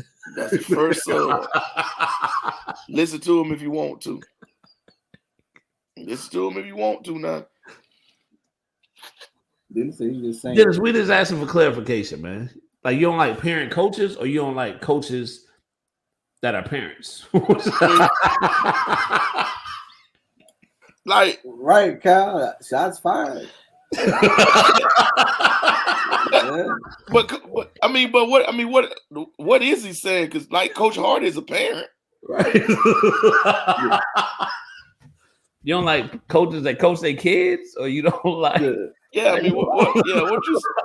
I appreciate it. Yeah, tell them. You don't like parents that want to interfere with the coaches that are coaching their kids. Yeah, I think you need to clarify that, Dennis. Yeah, Dennis, you might need to clarify that one, buddy. Appreciate you, Dennis. Brother. Dennis say parent coaches suck. Golly. Swept me right on up under that bus. I'm talking about. Oh no. Oh, all right. Okay. Wait now. Versus the coach. I got you. That makes sense, Dennis. Thank you for that clarification. I think that's the other way around. I think he meant supposed to listen to the coach versus them. Yeah, I think that's what he meant too. But I'm gonna tell you what that the parents trying to coach and the parents want the kids to listen to the coach. Well, not they want they want the kids. They want the kids to listen to them versus listen to the coach. Right, is what he's saying. Dennis, don't let me hear you screaming in the stands either. Nah, Dennis don't scream. All he gonna say is block. All he gonna say is block party, baby. I gotta give it to him. Dennis don't say much. He'll yell out block party though. I don't know, man. I mean, if you want to have a conversation with the kids at home, you know, I mean, you can have a conversation with the kid at the game all you want to. I mean, you can tell them, you can holler out, shoot it, don't pass it, this, that, and the other. But keep going. Soon as that dead ball come, first thing you gonna hear. Hey, so I don't know if parents understand. I don't know if parents understand this or not, but we hear everything y'all say. Like, we hear everything you say, parents. Hey, it's entertaining. The louder you want to get to make your kid hear you, we hear it too.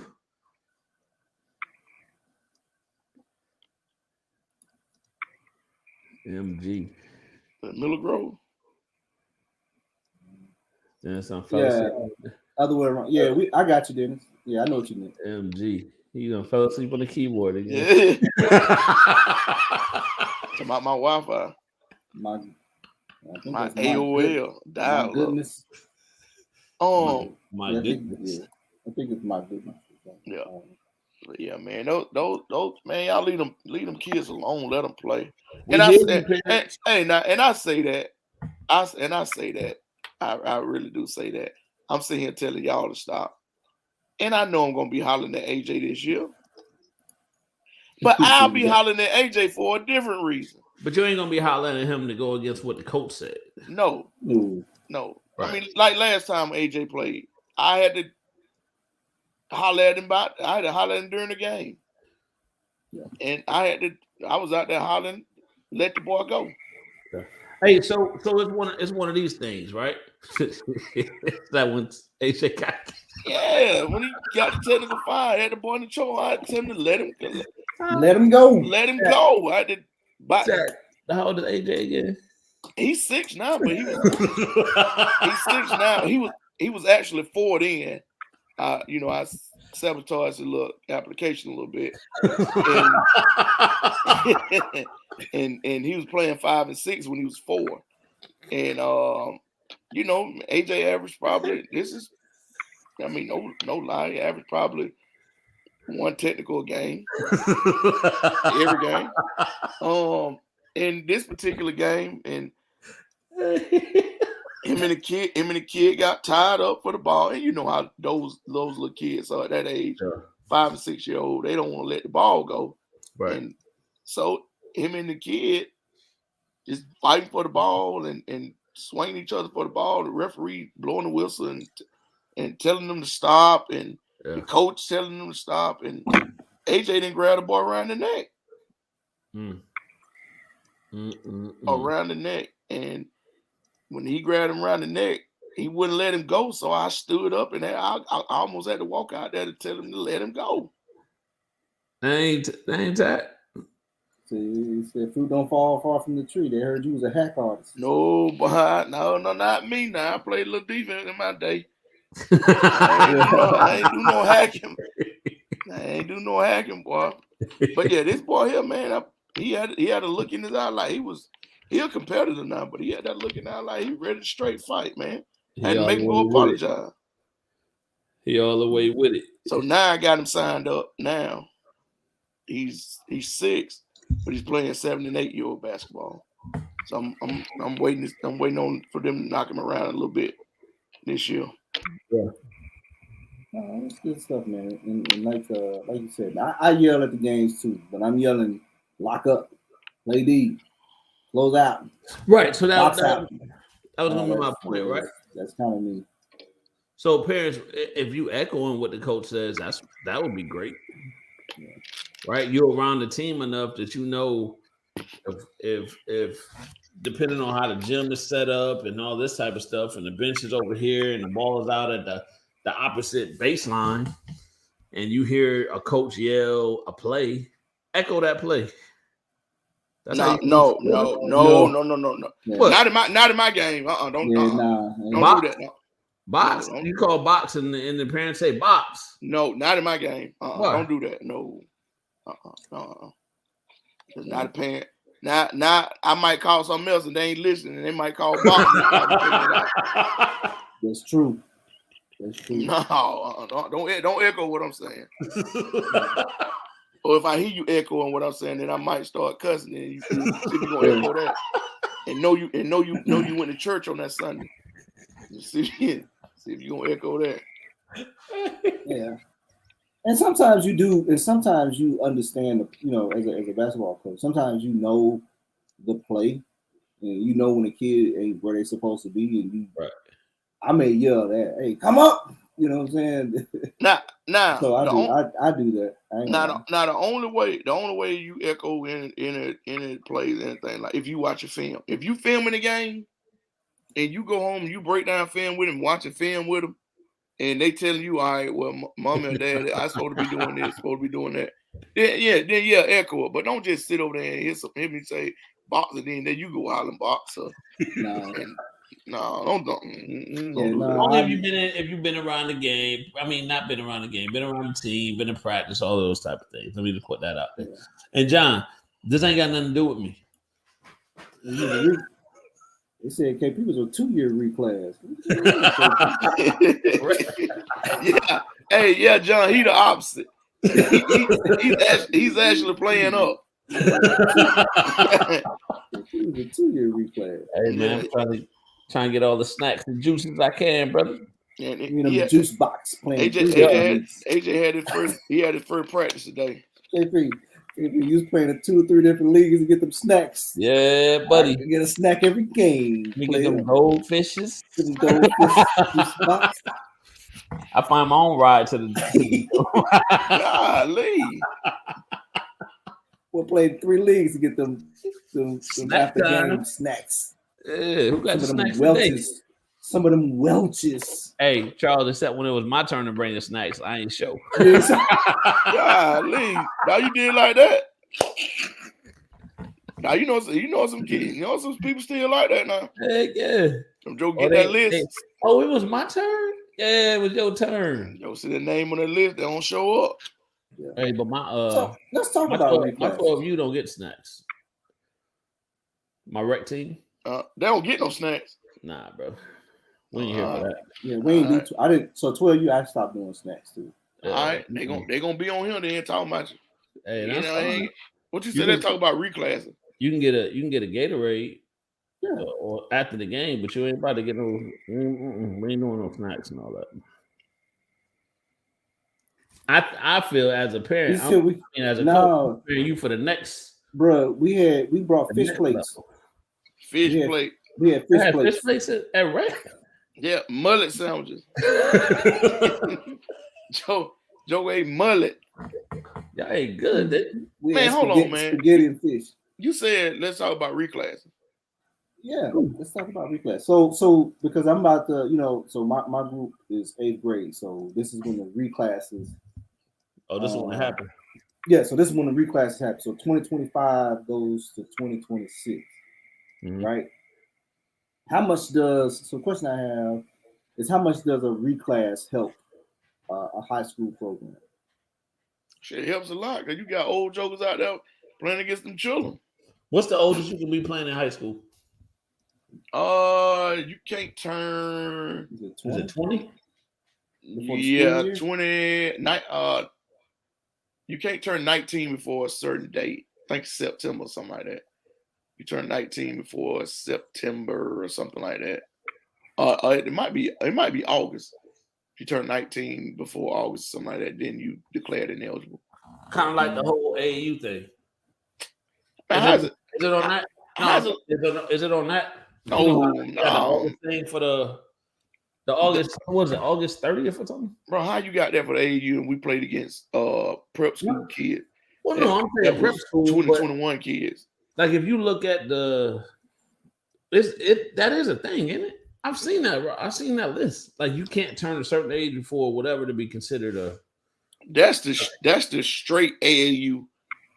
Right. Yeah. You can't turn 19 before I think August or something. August 30th or something like that. But does it help that much, or is it case by case? I mean, it helps some kids. No, right. That's what I'm saying. So is it more like I would think if you do that, you have a plan, right? Yeah, I hope you do. Are you not just doing it to do it? You're doing it for a specific reason. A student whose 19th birthday was prior to May 1st is gonna be ineligible.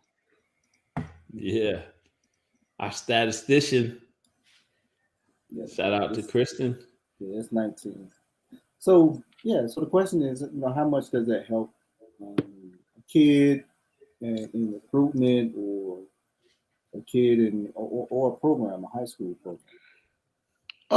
Because kids are they're mature. Does it help you immediately, or is that something that's going to help you on the back end still? I mean, it helps some kids on the back end because some kid might, if you might catch a kid that's pretty, I would say above average in his class, but if he reclasses, then he real good in that reclass. It helps those type kids. You know what I'm saying?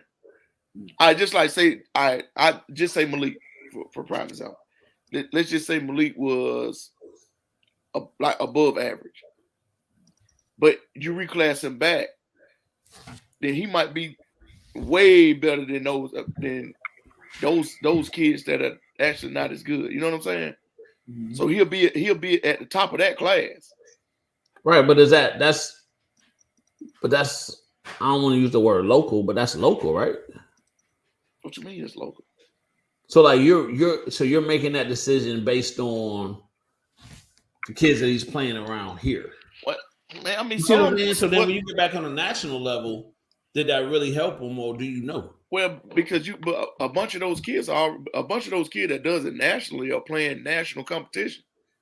Right. That's what I'm saying. So I think Ant-Man reclassed up. Yeah, I think he did. Yeah, he did because he graduated. Yeah, and he was still number one player in the country when he reclassed up. Right.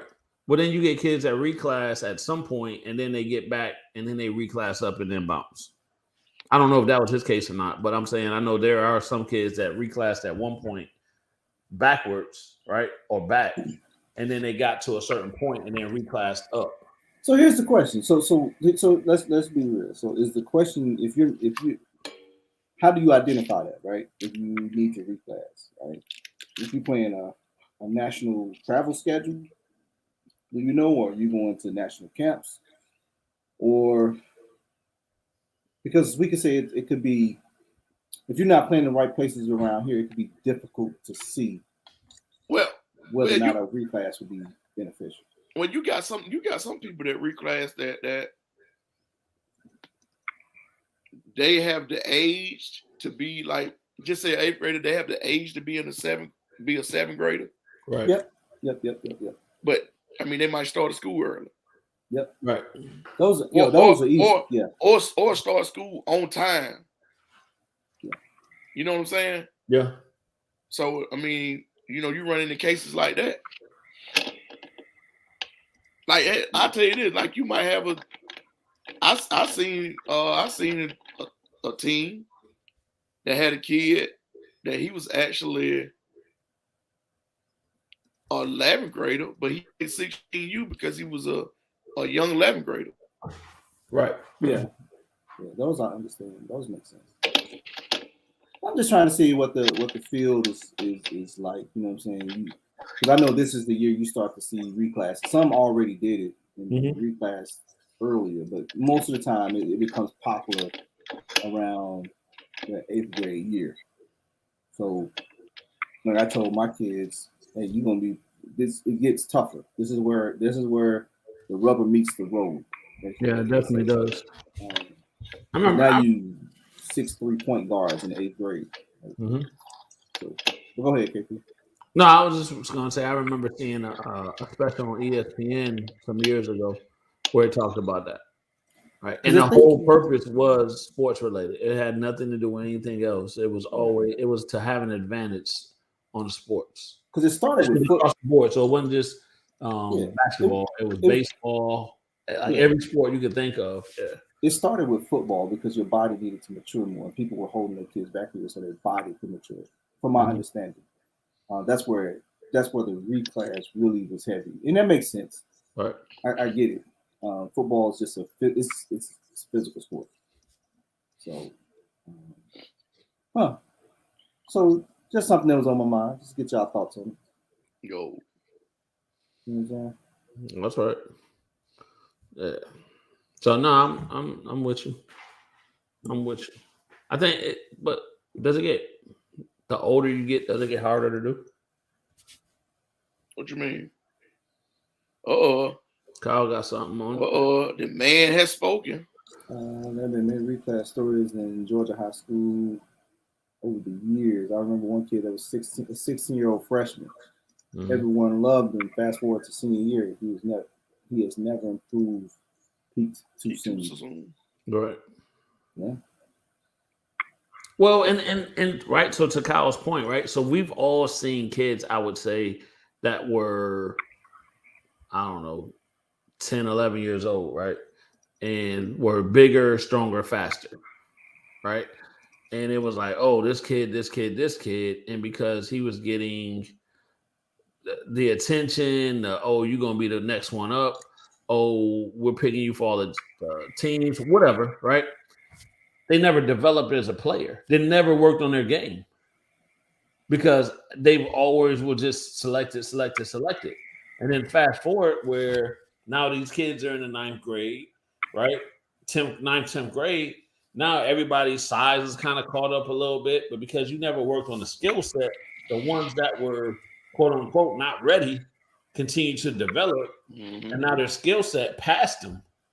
So yeah, you still may be 1 or 2 inches taller than me, but now I have a skill set where you never worked on anything because you were just getting along based on what your size was. Mm-hmm.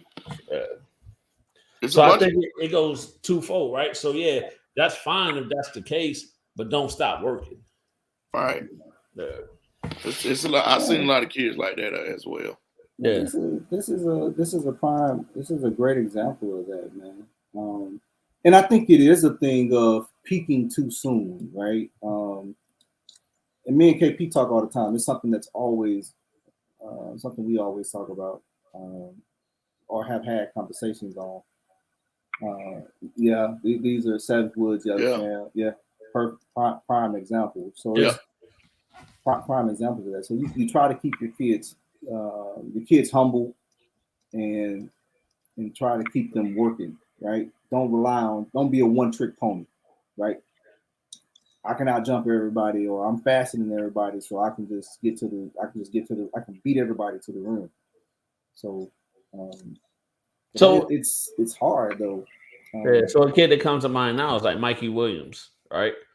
I think he's developing though. I don't think he's turning into a. I don't know Julian Newman's whole story, right? I just knew that this kid was dribbling balls off of people's heads and doing all this crazy stuff, but I don't think the cat grew anymore or something. Because I'm like, how old is this dude? I don't even know. Like, I'm thinking, shouldn't he be in college now? Should be. I don't think nobody picked him. But I don't think I don't think anybody picked him up. But to me, it looks like Mikey Williams is not gonna fall into that category. He became a huge success, a huge, internet whatever. But I think you won't see that until college. He's a freakish athlete. Like, he's athletic and he has a skill set. But where's he going to school at now? He's in North Carolina. School, or is he still He's in North Carolina somewhere. So, but is he at a prep school or regular high school? I think he's in a private school. Okay. I can tell you this: he ain't Scooter Williams, not Scooter Williams, but Scooter Henderson. Scooter Henderson, yeah. No, right. Right. So you hear about some kids, it's kind of like boom, and you see their progression, but then you see some kids, it's just I'm getting all this attention right now, and then they kind of stall out because they become a more of a show than continuing their career. You know what I'm saying? I think that's kind of what happened with Julian Newman, but I'm not too familiar with that guy. I know don't he have like a YouTube show or something? But they try to market so much stuff off of that cat that's a circus show, bro. Circus show. With the new NIL stuff with the NCAA, do you think a kid like Mikey may have more value to a college program? So, most definitely. Yeah, I think he will. Definitely. He's got that following. Yeah, he coming into a program with over 1 million following. Yeah, absolutely. So me and Charles was talking about this. What's the kid at Memphis? Imani Bates. He was kind of in that same realm, right? Mm-hmm. He had a lot of followers. His dad got a prep school. He had the AAU team, all of those things, and just where his development is. Now, do I think the kid can play? Yes. Do I think it's more of a struggle for him right now, transitioning to college? Of course. Like with any kid that's going to college, I would think that would be, you know what I mean? Yeah. So I think the way that they was building him up, they were building him up like he was going to be a one and done, which he very well may be, right? But it's not translating as well just yet. And I know it's still early in the season. I would say this about Imani Bates, and y'all, if you watching, please feel free to chime in. But I feel like his game is more a pro style game. He's not used to like those sets. That's gonna take some getting used to. Now you put him out there where you gotta face up and guard him, he's gonna be a problem. Pro style, he's gonna be a problem, my opinion. Sets. He has to run sets in the league too. He does. They run ISO ball, right? Yeah, they run sets, but you know what I'm saying, the double team. You know how the zones. Yeah. He's yeah. Could he be a star in the league? I think he ought to gain some weight. He ain't on the Kevin Durant now. He might have to be he has potential. It's hard to say who's gonna be a star. He gonna have to put some weight on. He's gonna get strong. I agree with you, Tad. But I think his game is more suited for it. He has a pro style game, if that makes sense. I don't know if that makes sense. The kid from Gonzaga, I think he's going to put on some more weight. The big kid, Chet. Yeah, he's going to put on some more weight. Yeah. I mean, that's what I see in Money Bates. Though. I like his game, but everything right now just seems rushed. The buzz. Yeah. Right. So watching him play previously before he got to college, he could do whatever he want playing. Well, I mean, yeah, because he's playing against juniors, sophomores, and freshmen, seniors as well. But no, I'm not saying do anything like just go on the court and kill. Like he was the one taking 30+ shots a game. Like, and that's what he's trying to do in Memphis now. He's taking any shot he want to. Yeah, you're right. Ted. So it seems a little. Those shots seems a little rushed, a little forced. And he can get away with some of it, but yeah, like I said, I think it's more of a pro style game. Give me KD Johnson. Yeah, I won't argue that. Give me a KD Johnson. You gonna find one argument for me, man? Please. But then sometimes, okay, so let's ask this honest question: Does the hype sometimes hurt you going in? Right. Yeah. So you have a certain expectation. Oh, I've heard nothing, everything great about this kid coming in, and then you see him, and it's kind of like, you know what I mean? So are they being judged unfairly because of what the hype was? I don't think they're being judged. Yeah. I don't think they're being judged unfairly because it wasn't unfairly when they was getting all the right judging. Yeah, I agree. So, like, if you look at a Zion, right, versus what Amani Bates is doing now, you look at a RJ Barrett versus what, you know what I mean? But RJ Barrett and Zion Williams was the truth coming out of high school.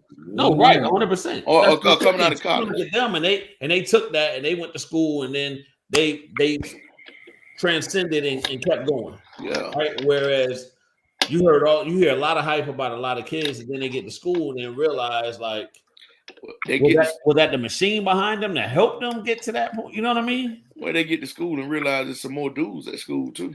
Yeah. I haven't seen many of the high-profile players that didn't live up to that expectation in college. They may have to stay a year or two, another year, but the potential and talent has been there for the most part. I'm trying to think. I'm more impressed with the ones that pop up, like the kid from Baylor, that's at Sacramento. Like he popped up on the scene and out of nowhere. I'm more impressed with. But he could play though. He could, but he wasn't a hot. His name wasn't hot coming.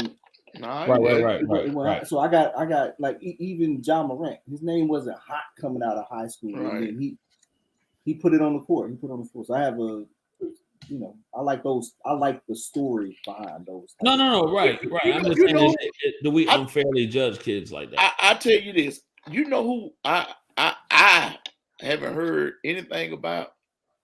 Is it Emmett Williams? That was from Florida. He was from Florida. Back in 2018? With along with Zion and all of them jokers. Yeah, a lot of them. He was a big time talent, I think, coming out of Florida. Let's look at the. He in the G League. Is it? Yeah. Emmett Williams. Yeah. He was out of LSU. Yes, from Florida. Yeah. LSU, he in the G League. If we look at the 2000 high school ESPN ranking, right? Basketball ranking. You might see some names on there, He got drafted by the Clippers. Oh, okay. No. You might see some names on there personally.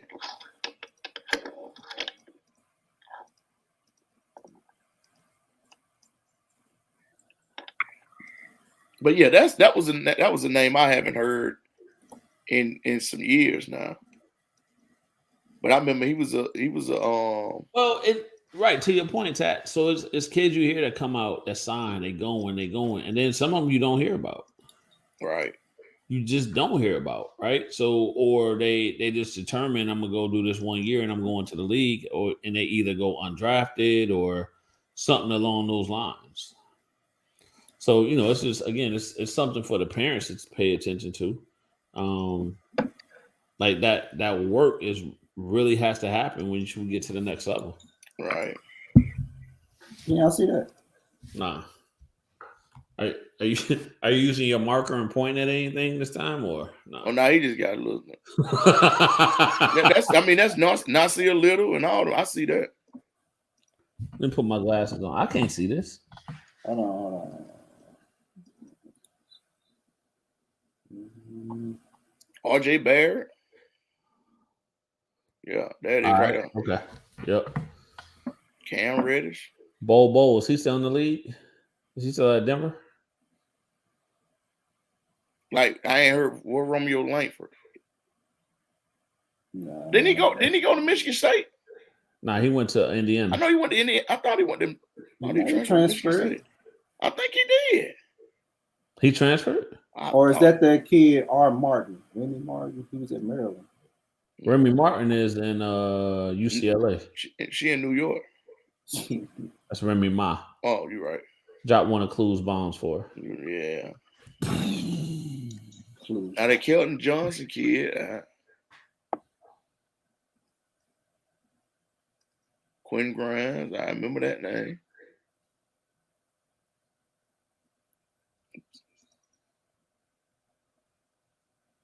Charles is a whiz, man. Cubby, he can't get me no sounds though. like where's EJ Montgomery now? That's a kid that went to Wheeler. Yeah, they went to Kentucky, right? Yeah. That is. Let's see here. Was he with New York?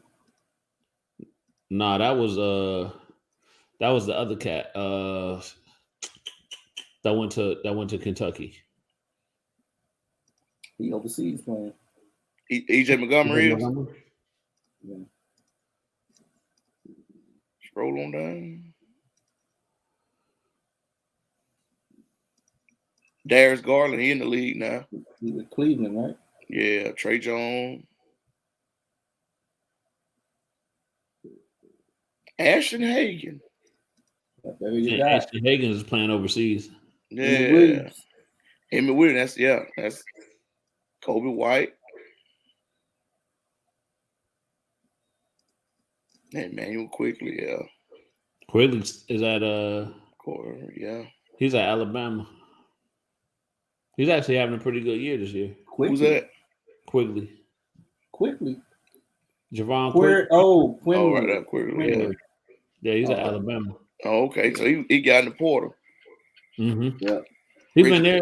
This is the second year there. And Reggie Perry out of Thomasville, I think he got drafted. Euro. Yeah. He's number 30. Sharif O'Neal, I don't know what he is. He at LSU. Still? Yeah. Will Rich is still at Oregon.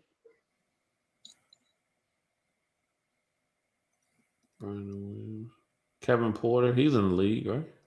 I think he is. He was with Cleveland, then he went to maybe Sacramento. Kayvon. Yeah. I think Kayvon. He's in South Carolina, right? Nah, I think he's done playing.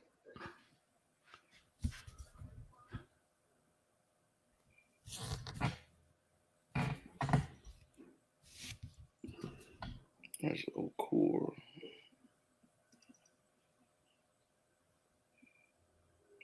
Nah, it's a lot of them. Hey, it is.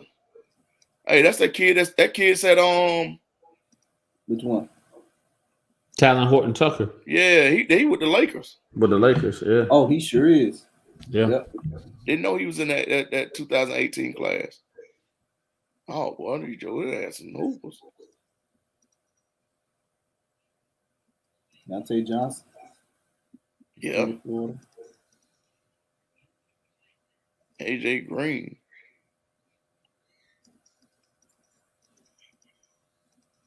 DJ Burns. Remember him? He played with the Georgia Stars. Mm.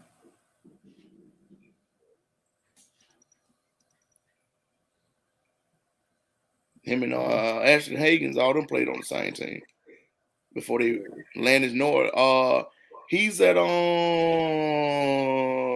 I think he's at Memphis now. No. Yeah, he went to Langston Hughes. Yeah, Langston Hughes High School. Yeah. Mm.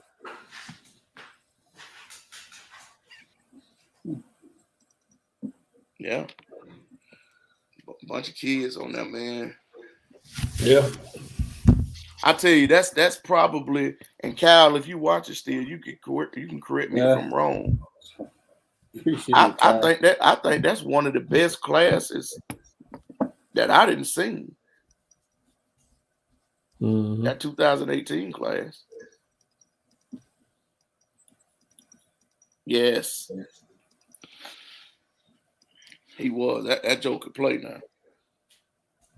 Yeah. So this is interesting. I guess we only seen 97, but it's a kid that I seen that he was at Gainesville back in 2018.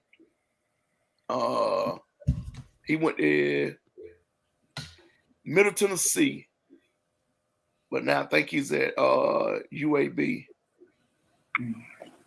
I don't forgot his name, but he was a straight dog. We played them back in 2018. KJ Buffin, DeMarcus Simons from he was at Georgia State when Nelson first got there. Oh yeah, I remember him. Yeah, he was at yeah. KJ Buffin is who I was talking about. That's from Gainesville. Joe could play. Hey, Romello Langford is with the Celtics. Oh, okay. Now, where was he at Michigan State? He was in Indiana. Indiana. Yeah. He did 1 year at Indiana and went 1 year at Indiana. Okay. Yeah. It was a Langford that went to. Mississippi State. It might have been Keith Langford. I'm thinking about. But hey, I'm telling you that Cal, correct me if I'm wrong, man. I think that's one of the best classes I ever seen. Talent wise, from top to bottom. From 1 to 150. I mean, you still ain't talking about from around here, Nelson and Cam Holden and shout out to Cam Holden too. And Ty Fagans and all of them jokers, man. Jacoby Owens and man, please. That class not to change the topic, but something I just seen on Twitter. Jake Fromm may get his first start with the Giants next week. His first NFL start. So a little G Wiz information. Right. Daniel Jones is out. Clues bombs. Very true. Very true. There's some studs in that class. There you go. Clues bombs. I remember seeing Nasir Little at one of Sean event. Man, what is? You know what? I'm through with that, man. That was tight. I mean, that was Charles, man. Yeah. You ain't hear him telling him to drop one of Clues bombs? No, man. I'm telling y'all about that 2018 class. Y'all talking you ain't see me drop the bomb? What bomb, man? Okay. The Clues bomb. The Clues. These jokers here, man. But yeah. No, the 2018 group was a good group, man. Yeah. A good group.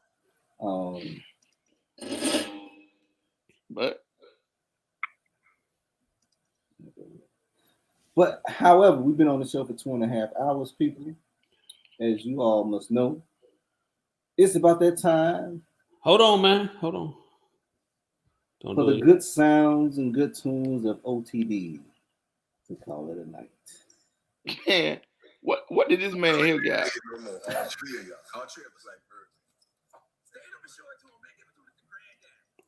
About to drop one of Clue's bombs. Man. Oh, yeah, he did. Thanks to Jay-Z. Yeah, and Drell still. Sorry, Andrea, you're gonna catch up, bro.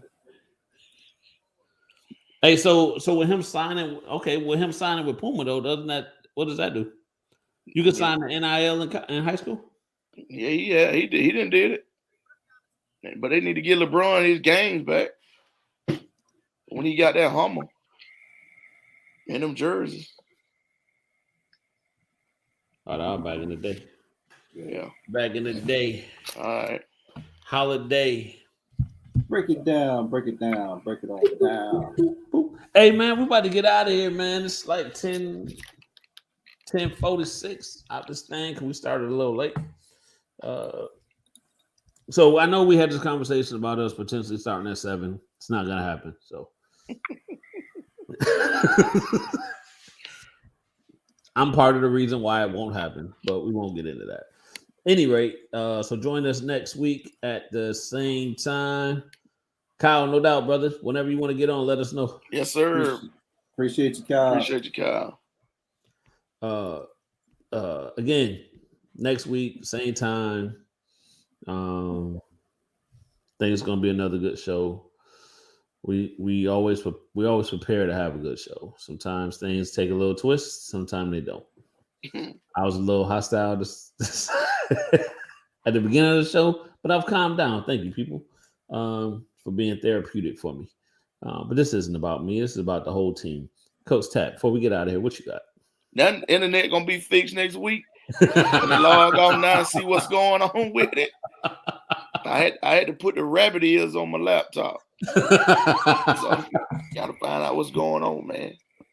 Charles G. Polo G, aka G Herbo, what you got? Nothing, man. Same as usual, man. Just want to thank the viewers for tuning in with us. Y'all keep tuning in with us, man. We're trying to bring new topics, old topics, anything to life, anything to light that we may have, or information that we may have, and share that with you guys and gals. So if y'all do have anything, man, be sure to hit us up, hit us in the DMs. Hey, we definitely appreciate y'all in the comments, man. So again, anytime we can get on Tat Head, we all about that. y'all go check out Sandy Spiel too, man. Yes. Feeling and dealing. Go check out Sandy. Support them, man. Support people in your neighborhood, man. Support people that have interests, like-minded interests. You know what I'm saying? Support each other, man. It's enough craziness going on in the world. We don't need no more BSing. So, without further ado, man, we'd like to thank all our sponsors: KPB Designs, Hype South Media, Hype South Skills Lab, Shots by Cubby Lee, Happy Hydro, Totem Training, Braids by Bryant. Who I'm forgetting? I don't think anybody. Unreported by Jay. Unreported by Jay. Oh, and now I meant to bring this up earlier. Ron Miley, bruh. Ball so hard. Yes, ball so hard. I don't know if y'all seen the latest what he put out from the Jones County Warner Robins game. Man, the football, the video he put together, man, tough. That thing is tough, man. Y'all go like and subscribe, man. Salute to him, man. Definitely. The whole network, Coach Juke. that was this. Hey, but before we get out of here though, man, I want to give a special shout out and definitely send our prayers and thoughts up with Keeson. He got some testing going on tomorrow. So keep him in your prayers. Everything continue to work out and go his way. Again, that's our little buddy. That's our little man right there. So definitely keep him uplifted in your prayers, man. Yes, sir. Yes, sir. Keeson, we here with you, brothers. So again, we out of here, man. We're gonna block Dennis so he can't comment no more on the next show.